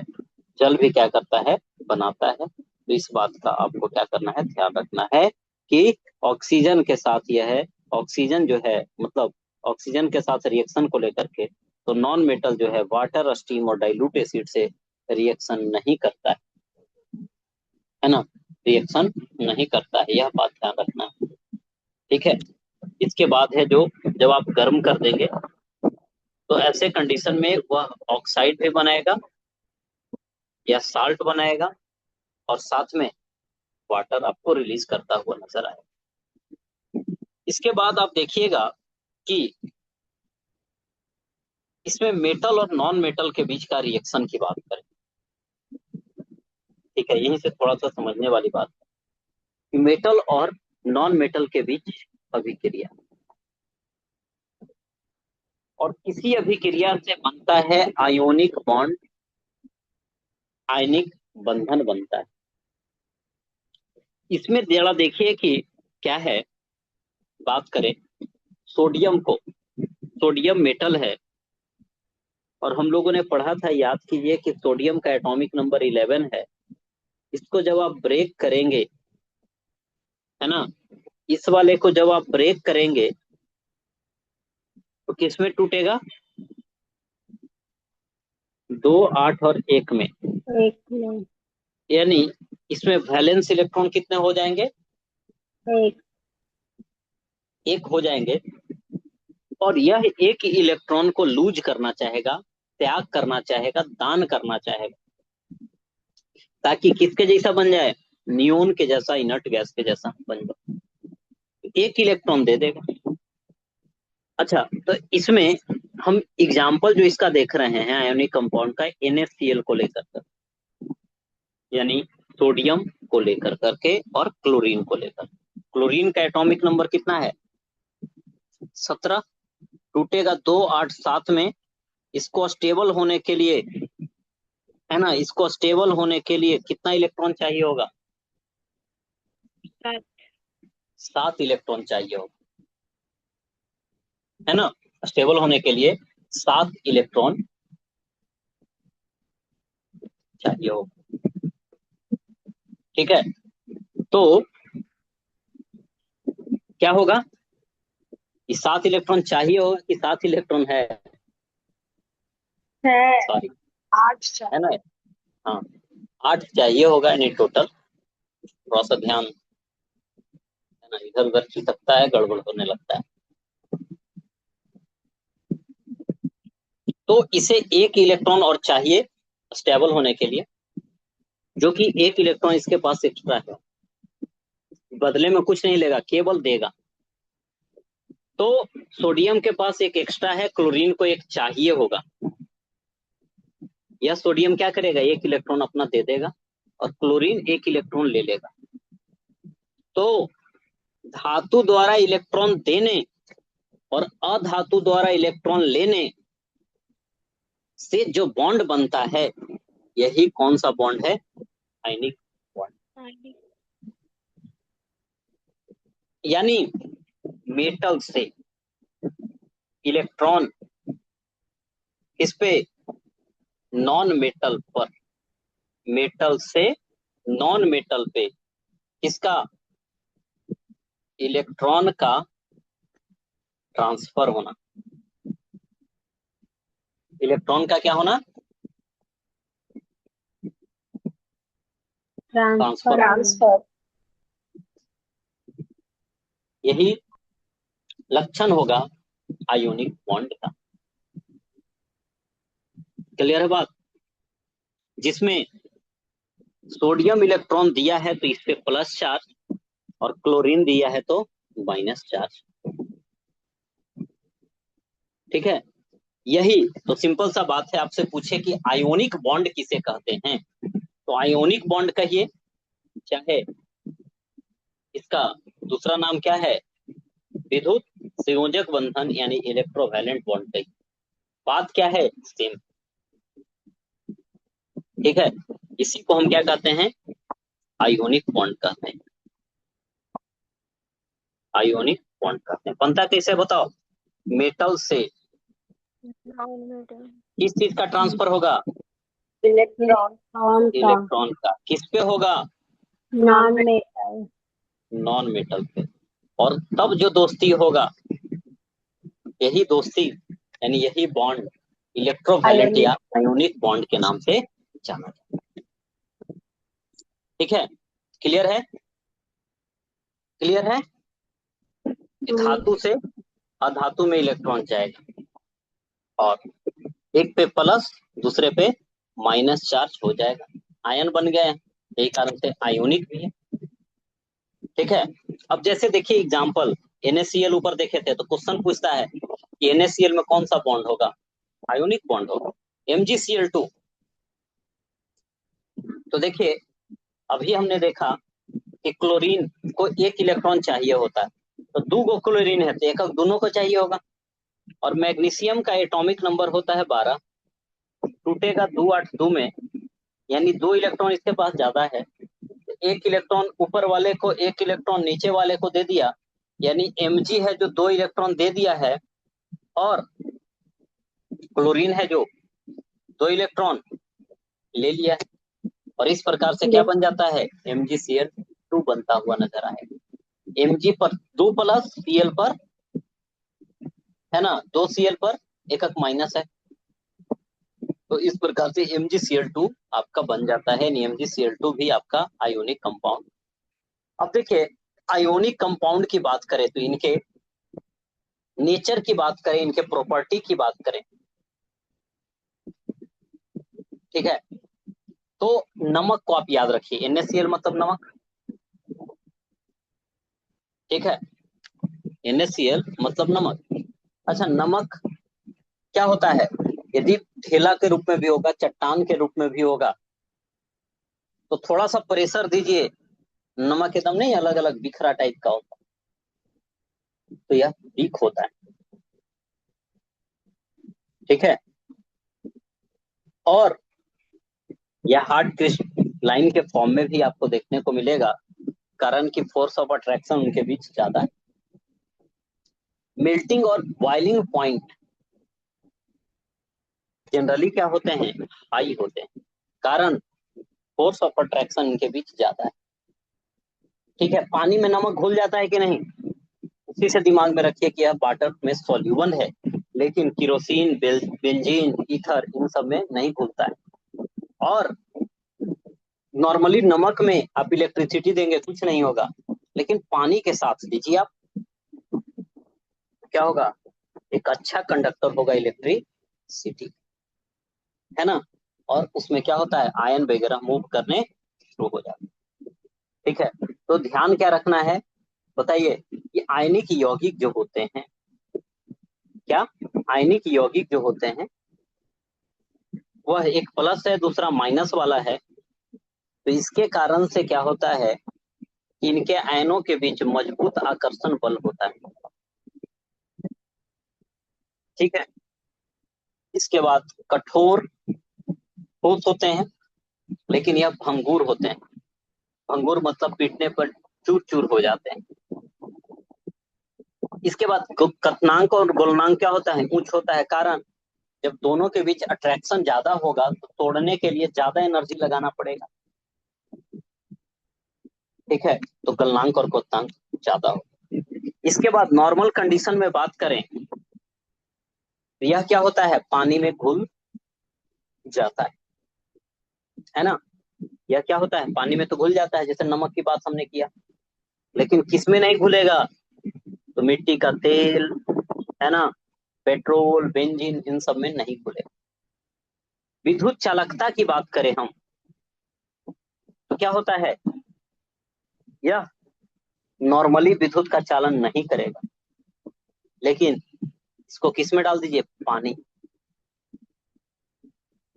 ठीक है, किसके साथ, पानी के साथ यह विद्युत का चालन करने लगेगा, है ना, विद्युत का चालन करने लगेगा। तो क्लियर है 3-4 पॉइंट इसका।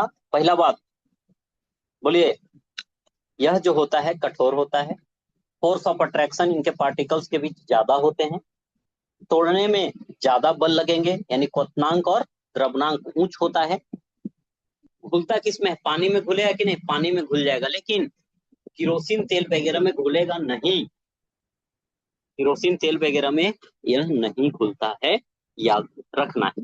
विद्युत चालकता नॉर्मली नहीं चालन करेगा विद्युत का, लेकिन यही पानी डाल करके चला दीजिए, विद्युत का चालन करना शुरू कर देगा। अब देखिए धातु की उनके अयस्क के रूप में, अब इसका सेकंड पार्ट आ गया है ना, जो कि लास्ट पार्ट है। अब देखिए मेटल नॉन मेटल हम लोग पढ़ रहे थे, तो मेटल और नॉन मेटल हम लोगों ने पढ़ा कि मेटल आता कैसे है ना, तो मेटल आता है किससे, ओर से, यानी अयस्क से। ठीक है, तो अयस्क वाला पार्ट पूछा जाता है, अभी हाल में ऑडिटर का एग्जाम हुआ, उसमें भी क्वेश्चन पूछा है, एल्युमिनियम का था उसमें, कि कौन है जो एल्युमिनियम का इसमें ओर है, याद तो करना ही पड़ता है, समझिए प्लस में याद कीजिए, तब जाकर के काम बनता है। उसमें एक ऑप्शन जानते हो एल्युमिनियम वाला में क्या था, तो क्या लेना। ठीक है, एक ऑप्शन क्या था, क्या लेना। हाँ, which of the following is not an ore of aluminium, यही क्वेश्चन था। ठीक है, तो पर इसको देख लेते हैं, उसके बाद ही चर्चा करेंगे, ताकि पकड़ में आता है।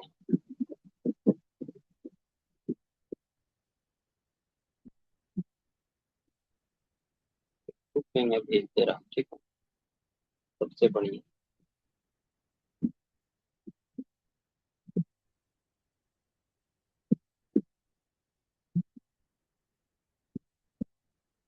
क्वेश्चन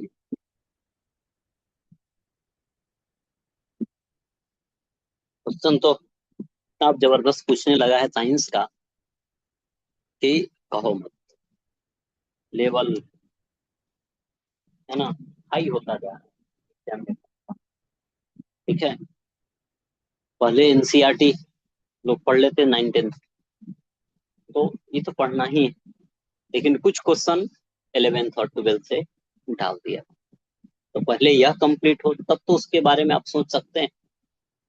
ठीक है, अब देखिए आपके ग्रुप में क्वेश्चन भेजा है, चलिए पहले इसको पढ़ लेते हैं, उसके बाद हम उसकी चर्चा करेंगे। तो अब देखिए क्या है, धातु से अयस्क की प्राप्ति, सॉरी, अयस्क से, है ना, धातु की प्राप्ति। देखो थोड़ा समझना, अयस्क यानी इसे इंग्लिश में क्या कहते हैं, ओर। तो पृथ्वी के अंदर, पृथ्वी के कहा अंदर क्या पाया जाता है, खनिज, मिनरल्स, और उसी में से जो कम खर्च में इजिली, जिससे क्या मिल जाए, मेटल मिल जाए, उसी को हम अयस्क कहते हैं, और इसी का फिर हम शुद्धिकरण करेंगे, तब जाकर के इसी से हमें धातु मिलता है, यानी मेटल मिलता है।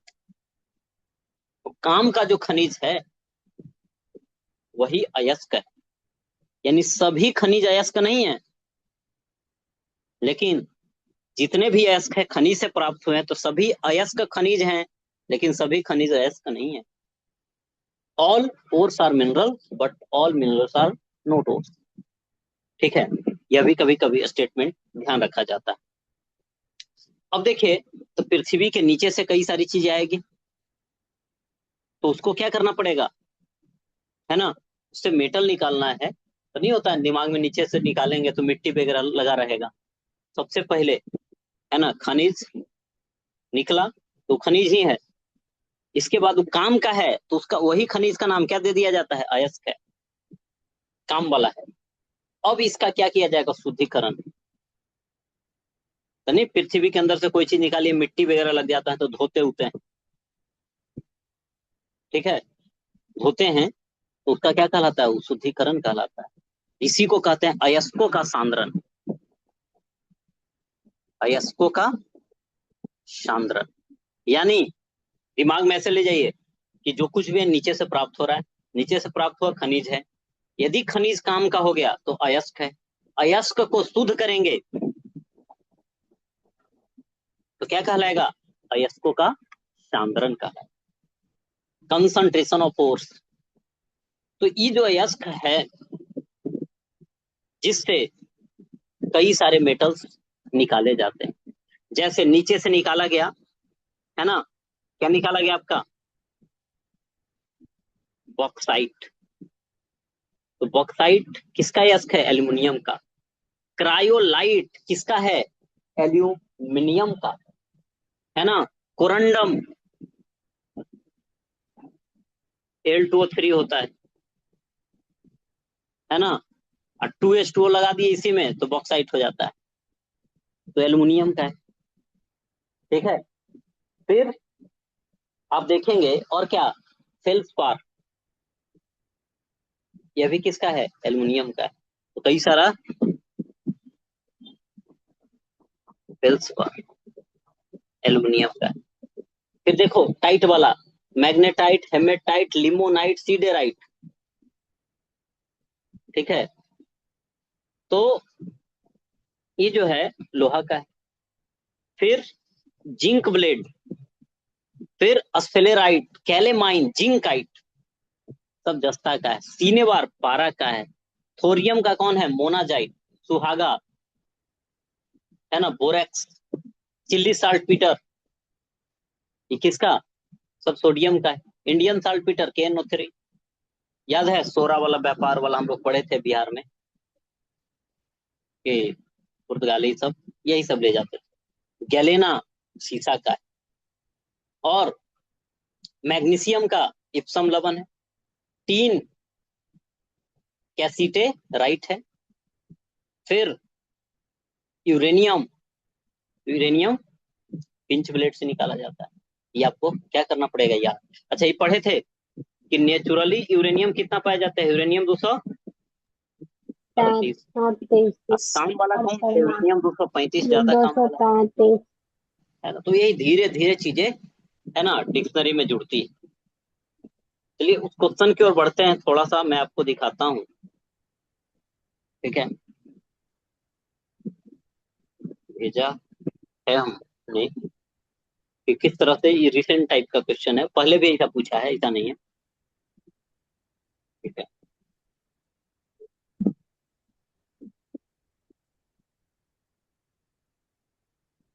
कॉपी होगा नहीं होगा।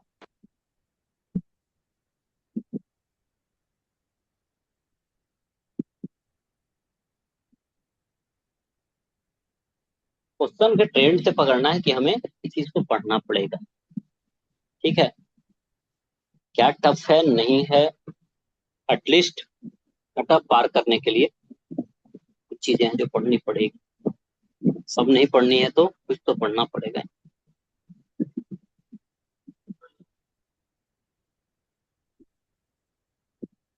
देखिए, यह कुछ दिन पहले, मतलब 2-3 दिन पहले एग्जाम हुआ है, उसका एक क्वेश्चन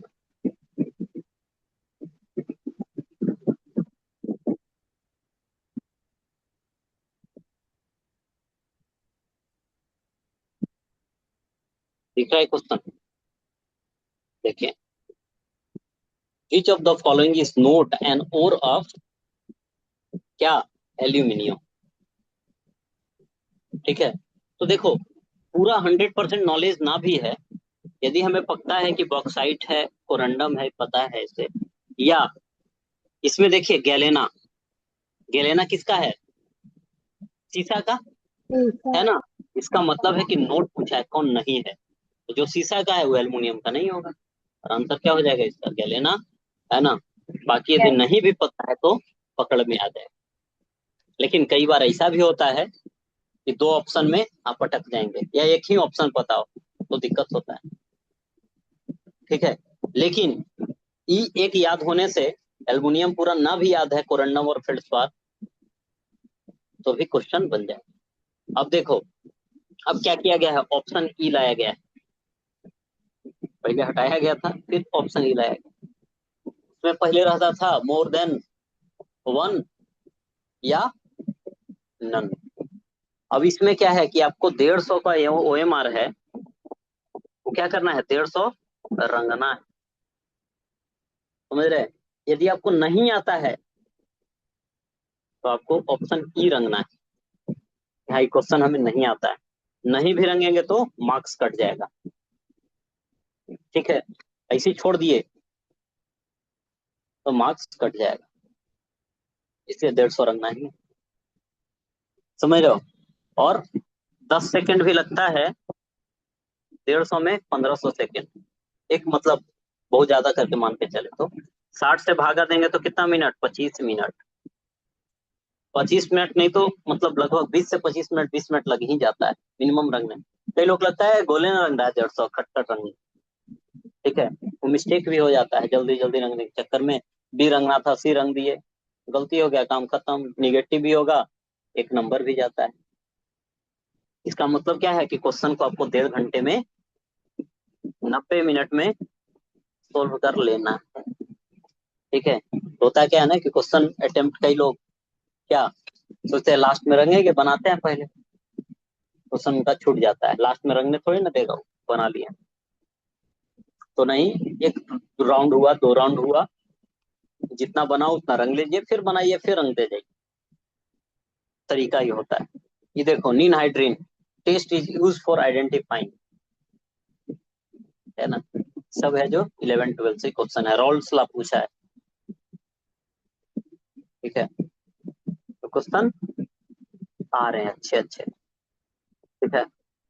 इसमें कुछ कमाल तुक्का का होगा किसी का, और कुछ कमाल नॉलेज का होगा, बाकी डरना नहीं है कि हाँ सब इतना जल्दी सब कुछ सब लोग कवर नहीं कर करके गया होगा, ठीक है, न कर पाएगा इतना जल्दी। तो इसे हमें क्या करना है, याद रखना है कि बॉक्साइट है, क्रायोलाइट है, कोरंडम है, फेल्सपार है, एल्युमिनियम का है, हेमेटाइट, मैग्नेटाइट, लिमोनाइट, सीडेराइट लोहा का, जिंक ब्लेड, कैलेमाइन, जिंकाइट, या किसका है जस्ता का, सीने पारा का है, गैलेना सीसा का है, सोडियम का बोरैक्स सिलिस साल्टपीटर है, ठीक है। उसके बाद मैग्नीशियम का इप्सम लवण है, टीन का कैसीटे राइट है, यूरेनियम का पिंच ब्लेंड आपका है। अब देखिए तो धातु प्राप्त करेंगे तो इसमें और भी हम चीजों को थोड़ा सा डिटेल में पढ़ेंगे, है ना, अलग से इसको कर देंगे बुक से। जैसे आपने देखा ना कि potassium, sodium, calcium, magnesium, aluminium, zinc, तो ऊपर वाला जो है फिर बीच का एलिमेंट है और फिर नीचे का एलिमेंट है, सबको प्राप्त करने के तरीके क्या क्या हैं, अलग अलग, ठीक है, उन्हें हम देखेंगे। लेकिन पहले आपकी ड्यूटी है कि यह वाली आप याद कर लो। अब देखिए एक टर्म है कोरोजन संक्षारण, जो कि हम लोगों ने पढ़ा है कि धातु का क्षय होना धातुओं का संक्षारण कहलाता है, ठीक है। डिकेइंग ऑफ क्या मेटल्स, जंग वगैरह लग जाएगा, चांदी पर काला परत चढ़ जाएगा, तांबा पे, है ना, क्या होगा, हरा परत चढ़ जाता है। तो ये सब क्या है, चांदी पर काला परत, किसके कारण से, सल्फर के कारण, ठीक है। फिर कॉपर का कार्बोनेट आपका बन जाएगा, तो कलर कैसा हो जाता है, हरा। चांदी का कलर सिल्वर सल्फाइड यह बनता है। लोहा यह क्या बनता है, Fe2O3 इंटू X, पानी वगैरह के साथ लगेगा, हवा के साथ रिएक्शन करेगा और यह जंग इस प्रकार से लग जाता है, ठीक है। तो यह क्या है, सब संक्षारण है, यानी आपका क्या है, कोरोजन, सिल्वर सल्फाइड, ठीक है। ग्रीन कोटिंग होगा किसके कारण से, कॉपर के कार्बोनेट वगैरह बनने के कारण से, ठीक है। अब देखिए तो क्या होता है कि संक्षारण से बचने के लिए क्या किया जाता है, यसद लेपन, यसद लेपन यानी गैल्वेनाइजेशन, एनोडीकरण, एनोडाइजिंग किया जाता है ना। साथ ही आप देखेंगे एलॉय बना दिया जाता है, मिश्र धातु, ताकि जंग ना लगे। तो जंग से बचने के लिए लोहा के ऊपर या किसी चीज के ऊपर, ध्यान रखिएगा, यसद, यसद मतलब जस्ता, तो जस्ता का परत यानी जिंक का लेयर चढ़ा देना, गैल्वेनाइजेशन। क्वेश्चन पूछा जाता है कि बताइए यसद लेपन में क्या किया जाता है, तो जिंक का लेयर चढ़ाया जाता है। एनोडीकरण में क्या किया जाता है कि इस प्रक्रिया में एल्यूमिनियम पर एक मोटी लेयर किस चीज की, ऑक्साइड की चढ़ा दी जाती है। एल्युमिनियम के ऊपर ऑक्साइड का एक मोटी लेयर चढ़ा देना क्या है, एनोडीकरण, है ना। एल्युमिनियम है, मैग्नीशियम है, टाइटेनियम है, इसको बचाना है तो मोटी लेयर चढ़ा दी, ठीक है। और इसका खूब इस्तेमाल इसमें एविएशन इंडस्ट्री में किया जाता है। टाइटेनियम देखिए, टाइटेनियम का उपयोग, टाइटेनियम क्या, हाँ, नाप बनाने में इसका इस्तेमाल किया जाता है। क्योंकि देख तो लोहा का यदि रहेगा खाली तो क्या होगा, जंग लग जाएगा। नमक भी रहता है उसमें, जल्दी खराब कर देगा, तो उसमें किसका इस्तेमाल किया जाता है, टाइटेनियम धातु का, ताकि जंग वगैरह न लगे। जंग वगैरह से बचने के लिए और किसका इस्तेमाल किया जाता है, एलॉय यानी मिश्र धातु बना दीजिए, जिसमें ब्रास है, यानी ब्रास कहने का मतलब है ना, ब्रास कहने का मतलब क्या है, पीतल। और पीतल जो है किसका बना होगा, कॉपर और जिंक का, ठीक है। पीतल जो है कॉपर जिंक का। फिर ब्रॉन्ज यानी कांसा, तो कांसा कॉपर और टीन का। सोल्डर Pb+Sn यानी लेड और टीन का होता है। फिर बेल मेटल, तो बेल मेटल देखेंगे यही वाला होता है, यानी कांसा का ही बेल मेटल होता है। गन मेटल, इसको याद रखने के लिए हम याद कैसे करते, तजनी, है ना। त से तांबा, ज से जिंक, है ना। नहीं, कांता ठीक था इसका, तजनी का नहीं था, कांता टी, ठीक है। तो क्या हो गया, कांता टी ट्रिक बनाया था, हम ही गड़बड़ हो गए भाई। चलो, तीन क्या था, चलो बताएंगे फिर बाद में, भी दिमाग में नहीं आ रहा। तो गन मेटल के लिए कॉपर है और जिंक है, और साथ में क्या मिला दीजिए, टीन मिला दीजिए, है ना। कॉपर है, टीन है और जिंक, ठीक है। Copper, tin, zinc. अमलगम में देखिए कि पक्का जो है आपका Hg होता है, Hg यानी पारा होता है। स्टेनलेस स्टील में फेनिकर बताया, और साथ में कार्बन होगा जो हार्डनेस को बढ़ाएगा। क्रोमियम जो है क्या करता है, जंग से बचाता है। कॉन्स्टेंटीन जो है कॉपर और निकेल का होता है। मैग्नीन जो है कॉपर निकेल मैग्नीज मैग्नीज का होता है। फिर क्या है, नाइक्रोम, नाम ही से पता चल रहा है, निकेल और क्रोमियम, नाई और क्रोम प्लस मैग्नीज और आयरन भी मिला दिया जाता है। जर्मन सिल्वर देखो, इसमें क्या है, सिल्वर ये नहीं है, कॉपर है, निकेल है और जिंक, ठीक है। और इसका ट्रिक था क्या, तजनी, देखो, त से तांबा, ज से जिंक और नी से निकेल, ठीक है। इसके बाद व्हाइट गोल्ड, देखो इसमें व्हाइट गोल्ड है, फिर इसमें गोल्ड 75% निकेल होता है, और फिर प्लेडियम होता है। मैग्नेलियम क्या है, एल्युमिनियम, इसमें मिल्ली होता है। और ड्यूरेलेमिन, याद कैसे इसको बोलते हैं, आलू कच्च मांगे मन, आलू कच्च यानी एल से एल्युमिनियम, कच्च से कॉपर, मांगे यानी मैग्नीशियम, और मन मैग्नीज, ड्यूरेलेमिन, ये सब एल्युमिनियम का आपको देखने को मिलेगा। तो यह आपको क्या है, संक्षारण से बचने के लिए उपाय है। अब देखिए, अभी हम लोगों ने जो बात किया कि धातु हम प्राप्त करते हैं किससे? अयस्क से। ठीक है, तो अयस्क से सबसे पहले जो निकाला जाता है, शुद्धिकरण किया जाता है, उसको सांद्रण कहते हैं। तो कौन कौन से स्टेप्स हैं जिससे धातु का निष्कर्षण किया जाता है? तो आपसे पूछे मेटलर्जी क्या है, यानी धातु कर्म क्या है, अयस्क से क्या निकालना है? धातु। तो अयस्क से धातु निकालेंगे, इसके बाद उसको क्या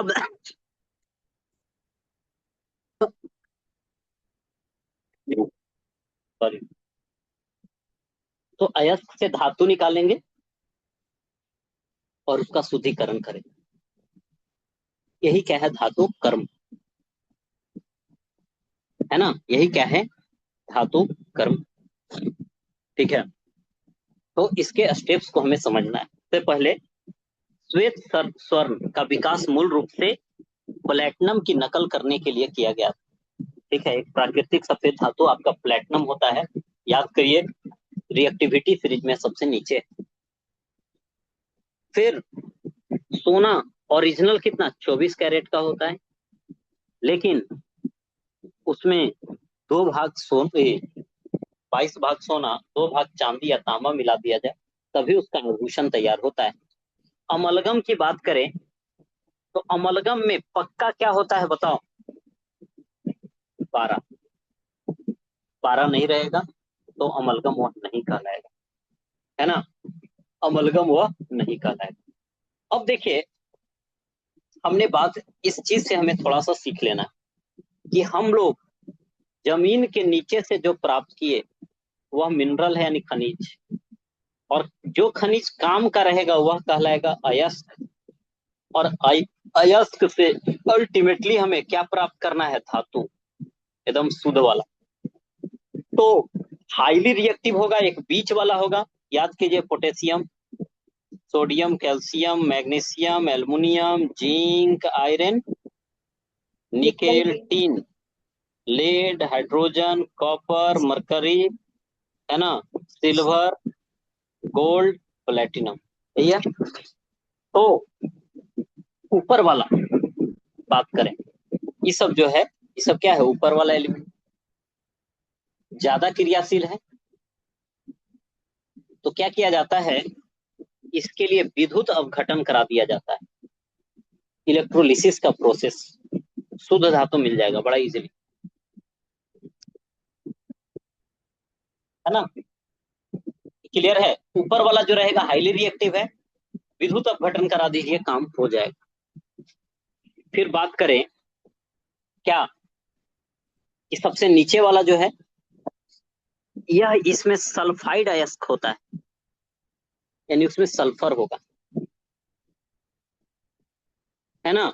और सल्फर अयस्क के लिए सबसे पहले उसको धातु का ऑक्साइड हमें प्राप्त करना होता है। उसके लिए वर्जन प्रोसेस का प्रयोग किया जाता है ना? यानी रोस्टिंग प्रोसेस का प्रयोग किया जाता है, तब मेटल मिलेगा, तब उसको रिफाइन करेंगे। अब बात आती है बीच वाले की। तो बीच वाला दो तरह का होगा, एक कार्बोनेट होगा और एक सल्फाइड होगा। कार्बोनेट के लिए हम कैल्सिनेशन, निस्तापन करते हैं, जो कि ऑक्सीजन की अनुपस्थिति में होता है।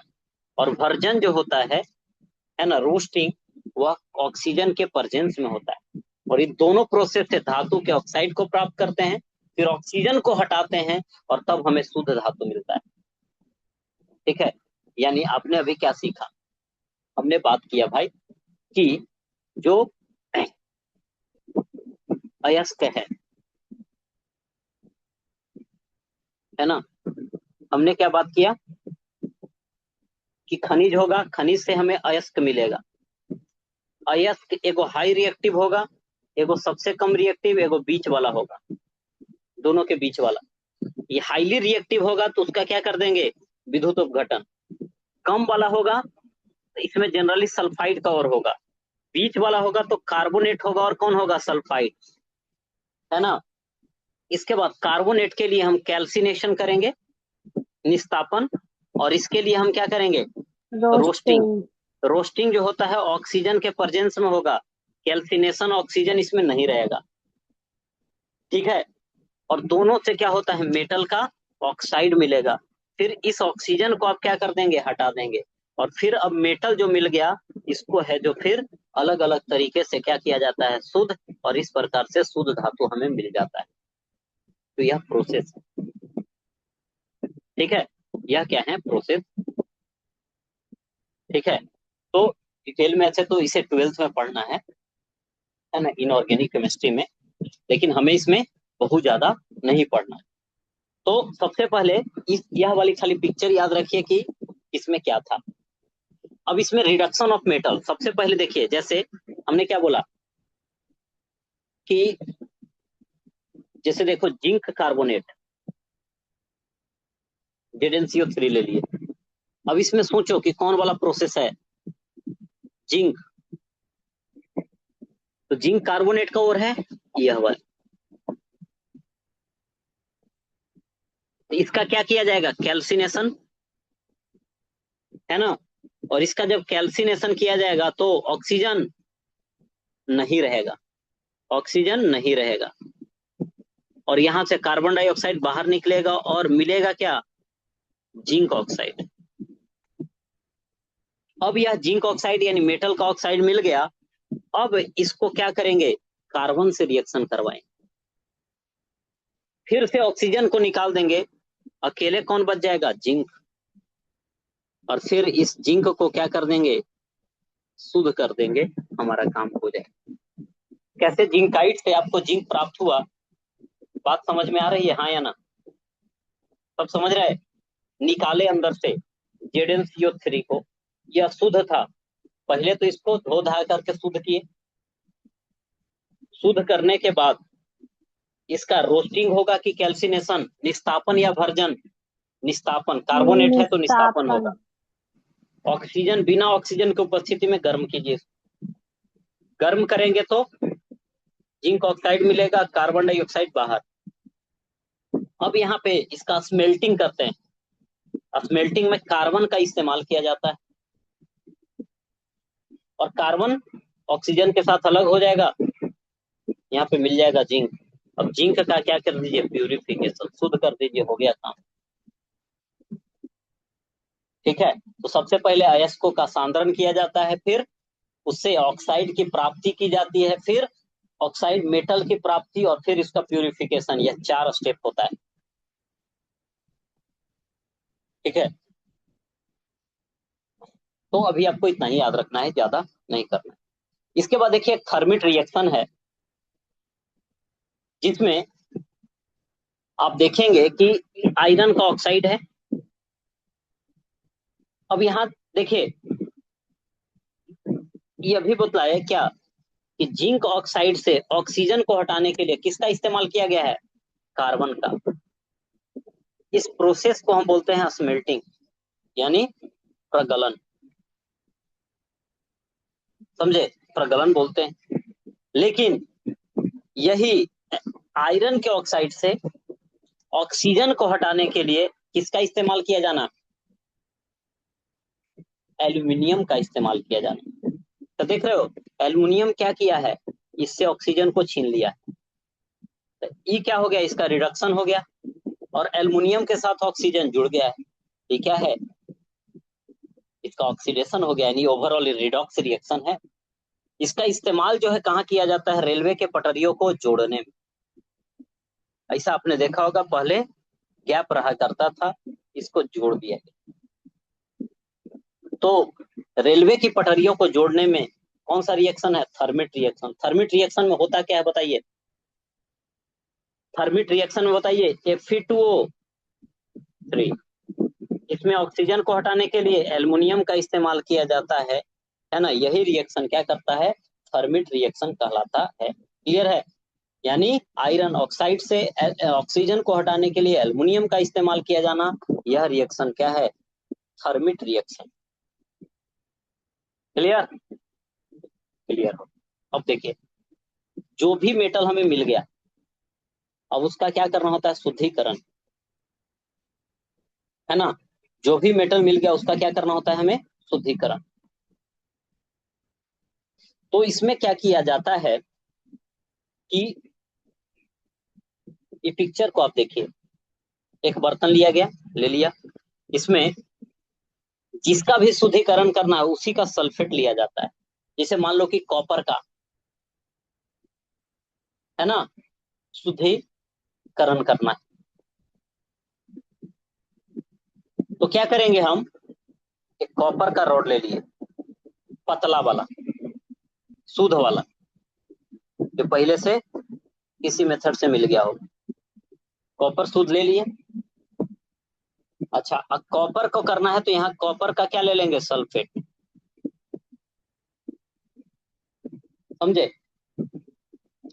और कॉपर का शुद्धिकरण करना है तो कॉपर वाला अशुद्ध छड़ ले लेंगे, यहाँ मोटा छड़ी होता है, जो कि कहाँ होगा, एनोड पर, अशुद्ध वाला कहाँ होगा, कैथोड पर। अब फिर इसमें क्या होता है, इसमें क्या होता है कि जब हम विद्युत धारा का प्रयोग करते हैं तो ये जो है मोटा वाला छड़, यहाँ से कचरा धीरे धीरे निकल के नीचे क्या हो जाता है, जमा। अशुद्ध छड़, ये कचरा नीचे गिर जाता है, अशुद्ध छड़ यहीं रह जाता है। इस छड़ को बाहर निकाल लेते हैं, है ना, शुद्ध छड़ बाहर निकाल लेते हैं। एक तो यह होता है तरीका। दूसरा क्या होता है कि गल कर करके, है ना, कई बार क्या होगा कि अशुद्धि यहाँ जमा होगा और गल करके शुद्ध वाला पार्ट इस पे जमा हो जाता है, समझे, किस पे, कैथोड वाले पे। तो क्वेश्चन पूछेगा तो ध्यान रखिएगा कि वैद्युत अपघटन में एक तो है कि कचरा झर करके निकल गया तो शुद्धि बच गया, एक तरीका यह भी होता है, लेकिन ज्यादा प्रमाणिक क्या है कि कैथोड पे शुद्ध धातु की प्राप्ति हो जाती है, इसमें चिपक जाएगा।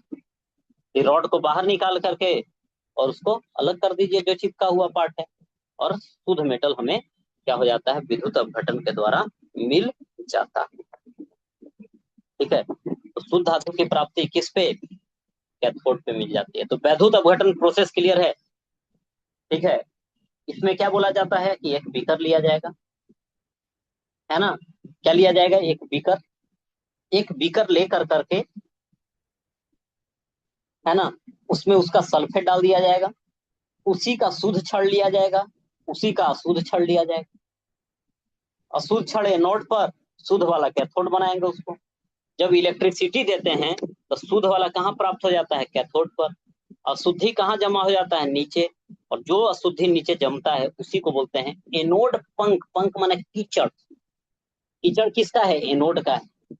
तो इसी को है जो हम क्या बोलते हैं, एनोड मड के नाम से हम जानते हैं। क्लियर हुआ, ये शुद्ध छड़ है, ये अशुद्ध छड़ है ना। क्या होगा, इसी का सल्फेट लिए हैं, इलेक्ट्रिसिटी दिए हैं इधर से, इसका मेन चीज जमा यहाँ हो जाएगा, कचरा नीचे रह जाएगा।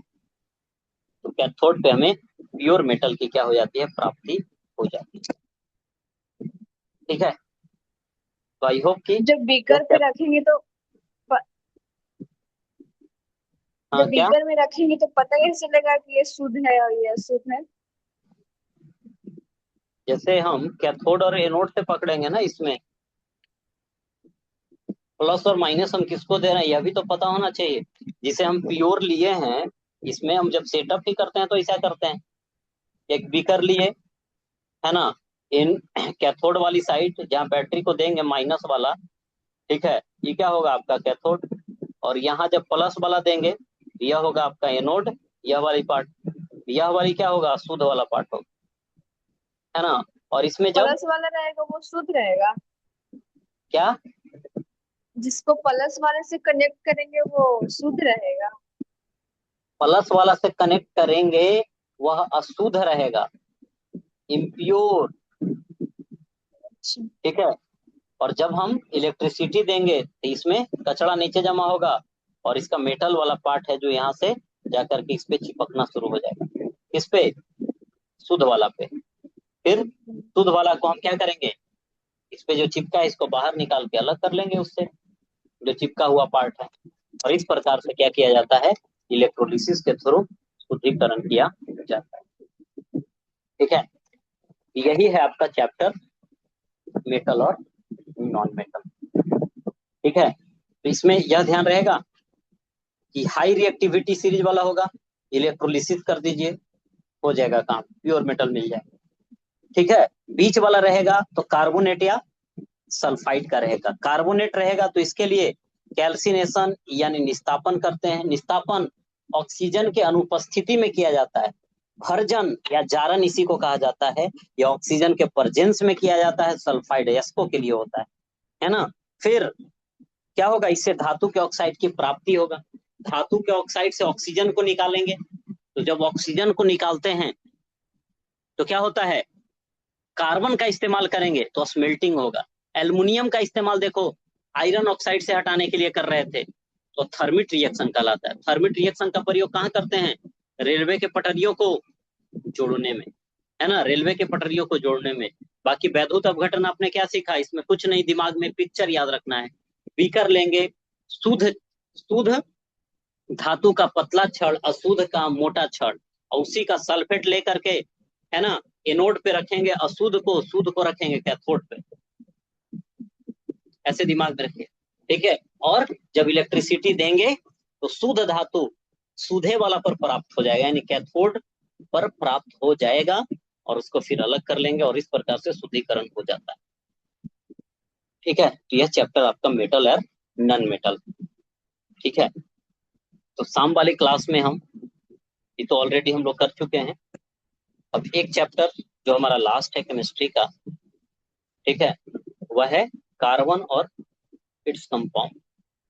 ठीक है, कार्बन और उसके कंपाउंड वाला।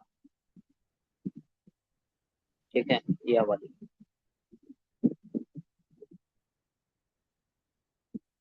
ठीक है, कार्बन और उसके कंपाउंड। तो आज शाम में हम इसे, इसका तो एटलीस्ट एक पार्ट तो कवर कर ही लेंगे। मतलब मेरे दिमाग में चलता है इसका दो पार्ट, एक रिएक्शन के पहले और एक रिएक्शन वाला पार्ट। ठीक है, तो दो पार्ट में, यानी कल मैक्सिमम कल सुबह तक चीजें खत्म आपकी हो जाएगी, फिर बाकी रिकॉर्डिंग है। ठीक है, स्पीड बढ़ा करके थोड़ा देखिए, पीडीएफ भी हमने शेयर कर दिया है ताकि आप चीजों को रिमाइंड कर सकें। जब भी हो तो थोड़ा बैठ करके स्क्रॉल भी करेंगे ध्यान से कि अच्छा क्या क्या पढ़ाए थे। बैठना है तो खुद को थोड़ा इंगेज रखना है, ऐसा नहीं कि हाँ शॉर्ट्स रील देखने लगे। उसको देखो तो, है ना, ऐसे कर करके। अच्छा, प्लास्टर ऑफ पेरिस, तो ऐसे जूम किए, देखिए क्या बोले थे, है ना, याद मान लिया कि नहीं आ रहा, देख करके कर ही सकते हो कि अच्छा प्लास्टर ऑफ पेरिस क्या है, जिप्सम को गर्म करेंगे। जिप्सम का फॉर्मूला क्या है, तो CaSO4 इंटू 2H2O है। गर्म करेंगे तो पानी बाहर निकल जाएगा, यानी पानी दूध से आधा हो गया है। यही प्लास्टर ऑफ पेरिस है। फिर प्लास्टर ऑफ पेरिस में फिर से पानी मिला देंगे जिप्सम में। तो ऐसे कर करके चीजों को थोड़ा सा टाइम देना पड़ता है। खाली ऐसा नहीं कि हाँ आप केवल सुन लेंगे, केवल वीडियो देख लेंगे। हम तो कोशिश करते हैं कि यही चीजों को याद करना। ठीक है, इसके कारण से चीजें थोड़ी प्रोफेशनल कम हो पाती, लेकिन याद हो तो ज्यादा अच्छी बात है ना। चलिए, तो फिर मिलते हैं हम लोग शाम में। ठीक है, जिसमें कवर करेंगे फिर अभी करंट अफेयर सैटरडे संडे में। इस बार कोशिश करना है जितने लोग पढ़ेंगे, 1 लोग 2 लोग, सब जुड़े ना जुड़े दिक्कत नहीं है। ठीक है, जो भी रहेंगे पढ़ने के लिए इंटरेस्टेड तो बता दीजिए, उसमें हम करंट अफेयर को कवर करेंगे, नेशनल वाला और मतलब बिहार नेशनल इंटरनेशनल सब। इस 2 दिन में भरसक प्रयास करना है कि चीजें मैक्सिमाइज हो सके। तो पहले इसको खत्म करते हैं, उसके बाद फिर साइंस में क्या शुरू करेंगे, फिजिक्स और देन बायोलॉजी। तो साइंस अभी चलता रहेगा एक टाइम, और फिर एक टाइम चल जाएगा करंट अफेयर। ठीक है, सैटरडे संडे के बाद से। तो पहले इसको आज या कल में कंप्लीट करते हैं। चलिए, तो मिलते हैं फिर शाम में, तब तक के लिए बाय, थैंक यू।